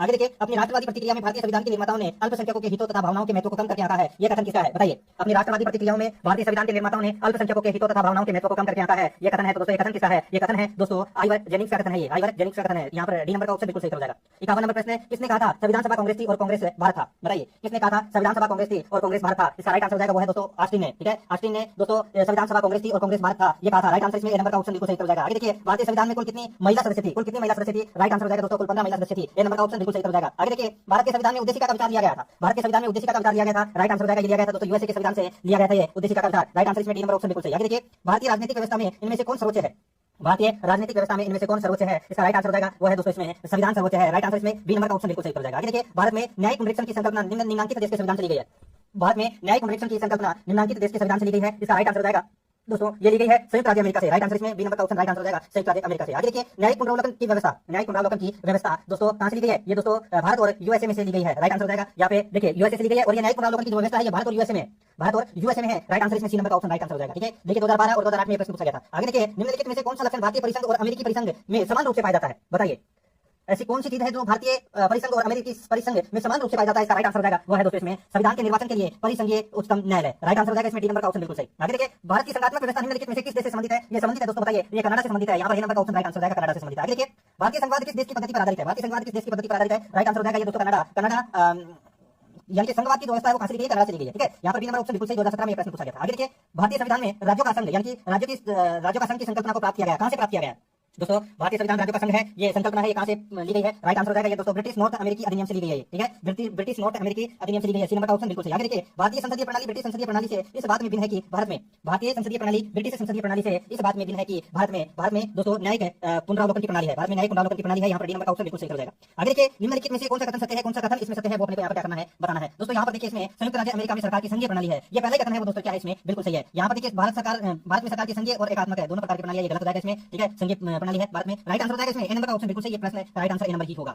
आगे देखिए भारत के संविधान में सम्मिलित संपत्ति सूची किस देश की देन है, संपत्ति सूची बताइए, ये ली गई है दोस्तों ऑस्ट्रेलिया से, बी नंबर का ऑप्शन राइट आंसर ऑस्ट्रेलिया से। आगे देखिए भारत में संपत्ति सूची की संकल्पना उद्धत की है, इसका राइट आंसर हो जाएगा वो है दोस्तों ऑस्ट्रेलिया के संविधान से उद्धत की है, सी नंबर का ऑप्शन बिल्कुल सही हो जाएगा। आगे देखिए 65 नंबर का प्रश्न, भारत के संविधान निर्माताओं ने 7वीं अनुसूची में वर्णित संपत्ति सूची की अवधारणा को ग्रहण किया था, भारत के संविधान निर्माताओं ने 7वीं अनुसूची में वर्णित संपत्ति सूची की अवधारणा को ग्रहण किया था, इसका राइट आंसर हो जाएगा ये ऑस्ट्रेलिया के संविधान से ग्रहण किया था, यहाँ पर बी नंबर का ऑप्शन बिल्कुल सही हो जाएगा इसमें। आगे देखिए यहाँ पर भारत के संविधान में संपत्ति सूची की अवधारणा ग्रहित की गई है, ये ऑस्ट्रेलिया के संविधान से, डी नंबर ऑप्शन बिल्कुल सही। आगे देखिए भारतीय संविधान में राज्य के नीति निर्देशक तत्वों की संकल्पना किस देश के संविधान पर आधारित है, तो दोस्तों राइट आंसर हो जाएगा इसमें आयरलैंड, ठीक है, आयरलैंड से लिए गए हैं नीति निर्देशक तत्व, बी नंबर ऑप्शन बिल्कुल सही। आगे देखिए यहाँ पर भी दोस्तों ये भी देखिए नीति निर्देशक तत्वों के निर्माण में योगदान है किस देश का, तो दोस्तों राइट आंसर इसमें भी क्या हो जाएगा आयरलैंड हो जाएगा, बी नंबर ऑप्शन बिल्कुल सही। आगे देखिए राज्यसभा के गठन में प्रतिभा अनुभव एवं सेवा को प्रतिनिधित्व देने में भारतीय संविधान निर्माता निम्नांकित उदाहरण से प्रभावित हुए थे, बताइए जो ये राज्यसभा में जिनको दोस्तों प्रतिभा अनुभव और सेवा को प्रतिनिधित्व देने में दोस्तों जो व्यवस्था की गई है ये दोस्तों कहां से ली गई है, सीधा मैं आपको यहाँ पे बताऊं, राइट आंसर क्या हो जाएगा इसमें आयरिश गणतंत्र से ली गई है, राइट आंसर इसमें नंबर ऑप्शन बिल्कुल सही। आगे देखिए सूची फर्स्ट को सूची सेकंड से सम्मिलित करना है, एक तरफ है भारतीय संविधान के लक्षण है और दूसरी तरफ किस देश से ग्रहित किए गए हैं। यहाँ पर देखिए मूल अधिकार कहां से लिए गए हैं, मूल अधिकार दोस्तों संयुक्त राज्य अमेरिका से लिए गए हैं। शासन की संसदीय प्रणाली दोस्तों कहां से ली गई है, ये ली गई है दोस्तों यूके से यानी कि यूनाइटेड किंगडम से। आपात उपबंध की व्यवस्था ये जर्मनी से ली गई है और राज्य के नीति निर्देशक तत्व है ये दोस्तों आयरलैंड से लिए गए हैं। यहाँ पर इस प्रश्न का राइट आंसर हो जाएगा 2 1 4 3, इसका राइट आंसर हो जाएगा, ठीक है। आगे देखिए अगला प्रश्न भी दोस्तों सूची फर्स्ट को सूची सेकंड से सम्मिलित करना है, सूची फर्स्ट में संवैधानिक प्रावधान है और सूची सेकंड में स्रोत है। देखिए मौलिक अधिकार कहां से लिए गए हैं, मौलिक अधिकार दोस्तों कहां से लिए गए हैं, ये लिए गए हैं अमेरिकी अधिकार पत्र से लिए गए हैं, ये राज्य के नीति निर्देशक तत्व आयरिश संविधान से लिए गए हैं। मंत्रिमंडलीय सरकार ब्रिटिश संविधान से ली गई है और केंद्र राज्य संबंध है कनाडा के संविधान से लिए गए हैं, इसका राइट आंसर हो जाएगा 3 4 1 2, इसका राइट आंसर हो जाएगा 3 4 1 2, ये यहाँ पे सॉरी 4 3 1 2, ठीक है। तो यहाँ पर 4 3 1 यानी कि डी नंबर का ऑप्शन बिल्कुल सही। आगे देखिए भारतीय संविधान में मूल अधिकार का विचार किया गया, सही उत्तर हो जाएगा वो है दोस्तों अमेरिका के संविधान से, डी नंबर ऑप्शन बिल्कुल सही। आगे देखिए लिखित संविधान का प्रारंभ किस देश से हुआ, इसका सही उत्तर हो जाएगा वो है दोस्तों अमेरिका के संविधान से हुआ था, यहाँ पर डी नंबर ऑप्शन बिल्कुल सही। आगे देखिए संघ और राज्यों के मध्य विषयों के वितरण में साइबर कानून संबंधित है, संघ और राज्यों के मध्य विषयों के वितरण में साइबर कानून संबंधित है, तो दोस्तों इसका राइट आंसर हो जाएगा, ये कौन सी सूची में है, सही उत्तर हो जाएगा इसमें वो है अपशिष्ट विषयों में, राइट आंसर इसमें डी नंबर ऑप्शन सही। आगे देखिए संविधान सभा ने राष्ट्रीय गान कब अपनाया था, राष्ट्रीय गान अपनाया था दोस्तों 24 जनवरी 1950 को, यहाँ पर बी नंबर का ऑप्शन बिल्कुल सही है। आगे देखिए सुमेलित करना है, सूची फर्स्ट में संवैधानिक प्रावधान है और सूची सेकंड में स्रोत है, ठीक है। यहाँ पर देखिए दोस्तों विधि का शासन है, कहां से लिया गया है, ये इंग्लैंड से लिया गया है, ठीक है। विधि द्वारा स्थापित प्रक्रिया, विधि द्वारा स्थापित प्रक्रिया ये कहां से ली गई है, तो दोस्तों ये जापान से ली गई है, ठीक है। राष्ट्रपति के विचारार्थ राज्यपाल द्वारा विधेयक करना, ये प्रक्रिया कहां से ली गई है, ये प्रक्रिया ली गई है दोस्तों कनाडा से, ठीक है। और विस्तृत उभयनिष्ठ सूची है ये ऑस्ट्रेलिया से ली गई है। यहाँ पर अपना इसमें राइट आंसर हो जाएगा 2 3 4 1 2 3 4 1 अपना इसमें राइट आंसर हो जाएगा, ठीक है। यानी कि अपना इसमें डी नंबर ऑप्शन बिल्कुल सही। आगे देखिए कथन ए और कारण आ दिया गया है, इसमें देखिए भारत का संविधान सबसे अधिक लंबा हो गया है, भारत का संविधान है वो सबसे अधिक लंबा हो गया, बिल्कुल सही है। आगे देखिए मौलिक अधिकारों का अध्याय है अमेरिकन संविधान के मॉडल से लिया गया, बिल्कुल सही है, दोनों सही है इसमें, लेकिन आर है वो एक ऐसा स्पष्टीकरण नहीं करता है, तो यहाँ पर अपना right answer B number option सही हो जाएगा। आगे देखिए वही सुमेलित करना है, देखिए राज्य के नीति निर्देशक तत्व कहां से लिए गए हैं, ये आयरलैंड से लिए गए हैं, मूल अधिकार कहां से लिए गए हैं, ये संयुक्त राज्य अमेरिका से लिए गए हैं, राज्य यानी कि संघ राज्य संबंधों की सम्मति सूची ये ऑस्ट्रेलिया से ली गई है, और भारत राज्यों का संघ है तथा संघ में अधिक शक्ति निहित है, ये प्रक्रिया दोस्तों कहां से ली गई है, ये कनाडा से ली गई है, ठीक है। यहाँ पर इस प्रश्न का राइट आंसर क्या हो जाएगा दोस्तों, यहाँ पर देखिए 3 5 1 2 3 5 1 2 अपना इसमें राइट आंसर हो जाएगा, ठीक है। आगे देखिए यहाँ पर भारतीय संविधान में मौलिक कर्तव्य का विचार लिया गया है, ये लिया गया है कहां से, ये दोस्तों ब्रिटिश संविधान से लिया गया है, ठीक है। मौलिक कर्तव्य, मूल अधिकार नहीं मौलिक कर्तव्य, ठीक है, सॉरी मौलिक कर्तव्य का विचार है वो कहां से लिया गया है दोस्तों, मौलिक कर्तव्य का विचार रूस यानी कि पूर्व सोवियत संघ के संविधान से लिया गया है, सी नंबर का ऑप्शन राइट आंसर हो जाएगा इसमें। आगे देखिए भारतीय संविधान में सन्निहित मूल अधिकारों की अवधारणा किस देश के संविधान से ग्रहण की गई है, राइट आंसर हो जाएगा इसमें संयुक्त राज्य अमेरिका से, सी नंबर ऑप्शन बिल्कुल सही। आगे देखिए राष्ट्रगीत के रचयिता है कौन है, सही उत्तर हो जाएगा वो है बंकिम चंद्र चट्टोपाध्याय, राइट आंसर हो जाएगा इसमें दोस्तों ए नंबर ऑप्शन बिल्कुल सही। राष्ट्रगीत कौन सा है तो दोस्तों वंदे मातरम। आगे देखिए भारत का राष्ट्रीय पशु है कौन सा, राइट आंसर हो जाएगा बाघ, यहाँ पर इसका राइट आंसर क्या हो जाएगा सी नंबर ऑप्शन बिल्कुल सही। आगे देखिए निम्न में से कौन संविधान सभा के सदस्य थे, संविधान सभा के इनमें से कौन सदस्य थे, राइट आंसर हो जाएगा देखिए इसमें रणवीर सिंह हुड्डा, श्री रणवीर सिंह हुड्डा है ये संविधान सभा के सदस्य थे, राइट आंसर हो जाएगा इसमें सी नंबर ऑप्शन सही। आगे देखिए निम्नलिखित में से कौन संविधान सभा की विशेषता है, बताइए कौन सी संविधान सभा की विशेषता है, तो यहाँ पर देखिए यह सबसे विशाल है, इनमें अनेक देशों के संविधानों यानी कि संविधान से प्रावधानों को लिया गया है, यह लचीला है, बिल्कुल सही है, इसमें डी नंबर का ऑप्शन राइट आंसर हो जाएगा ऑप्शन। आगे देखिए 85 नंबर प्रश्न है, भारत के संविधान की प्रस्तावना में उल्लेखित हम भारत के लोग से क्या तात्पर्य है, हम भारत के लोग से क्या तात्पर्य है, राइट आंसर हो जाएगा संप्रभुता भारत के लोगों में निहित है, यहाँ पर डी नंबर का ऑप्शन बिल्कुल सही हो जाएगा। आगे देखिए भारतीय संविधान लागू किया गया, ये लागू किया गया दोस्तों कब है, राइट आंसर हो जाएगा वो है 26 जनवरी 1950 को लागू किया गया, यहाँ पर डी नंबर का ऑप्शन बिल्कुल सही। आगे देखिए संविधान निर्मात्री सभा की पहली बैठक कब आयोजित की गई थी, पहली बैठक है ये दोस्तों 9 दिसंबर 1946 को आयोजित की गई थी, सी नंबर ऑप्शन बिल्कुल सही। आगे देखिए संविधान सभा किसके अंतर्गत स्थापित की गई थी, बहुत ही अच्छा प्रश्न है, राइट आंसर हो जाएगा वो है दोस्तों कैबिनेट मिशन के अंतर्गत, यहाँ पर बी नंबर ऑप्शन बिल्कुल सही। आगे देखिए संविधान के अनुसार राज्य के कितने अंग हैं, तो दोस्तों राज्य के कितने अंग हैं, राइट आंसर हो जाएगा दोस्तों वो है 3 अंग है, राइट आंसर हो जाएगा इसमें बी नंबर ऑप्शन बिल्कुल सही। आगे देखिए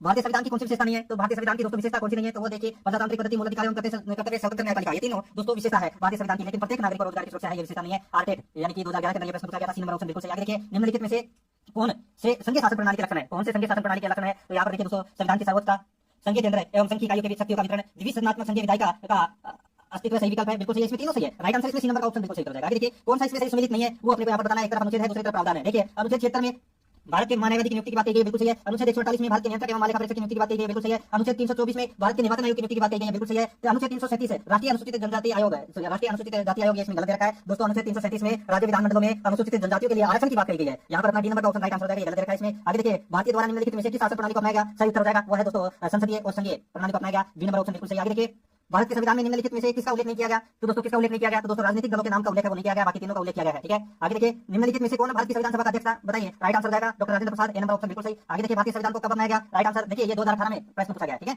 पहले जो पूछा गया तो वो अलग बात थी, लेकिन 2018 में भी पूछा गया है, तो दोस्तों 26 नवंबर 1949 को, ठीक है। तो यहाँ पर दोस्तों ए नंबर का ऑप्शन है उसका बिल्कुल सही हो जाएगा। आगे देखिए निम्नलिखित में से कौन भारत की संविधान सभा की मसौदा समिति के अध्यक्ष थे, मसौदा समिति के अध्यक्ष दोस्तों डॉक्टर भीमराव अम्बेडकर, यहाँ पर डी नंबर का ऑप्शन राइट आंसर हो जाएगा। आगे देखिए भारत के संविधान के निम्नलिखित लक्षणों में से कौन सा एक है उसकी संसदीय प्रणाली से संबंधित नहीं है, इसका राइट आंसर हो जाएगा वो है दोस्तों इसमें सूची प्रणाली, ठीक है, सूची प्रणाली इसका राइट आंसर हो जाएगा इसमें। देखिए सेकंड ग्रेड एग्जाम 2018 में ये प्रश्न पूछा गया था, बाकी तीनों है। आगे देखिए निम्न में से किस देश का अलिखित संविधान है, राइट आंसर हो जाएगा दोस्तों ये है यूके का अलिखित संविधान है, यहाँ पर बी नंबर ऑप्शन बिल्कुल सही। आगे देखिए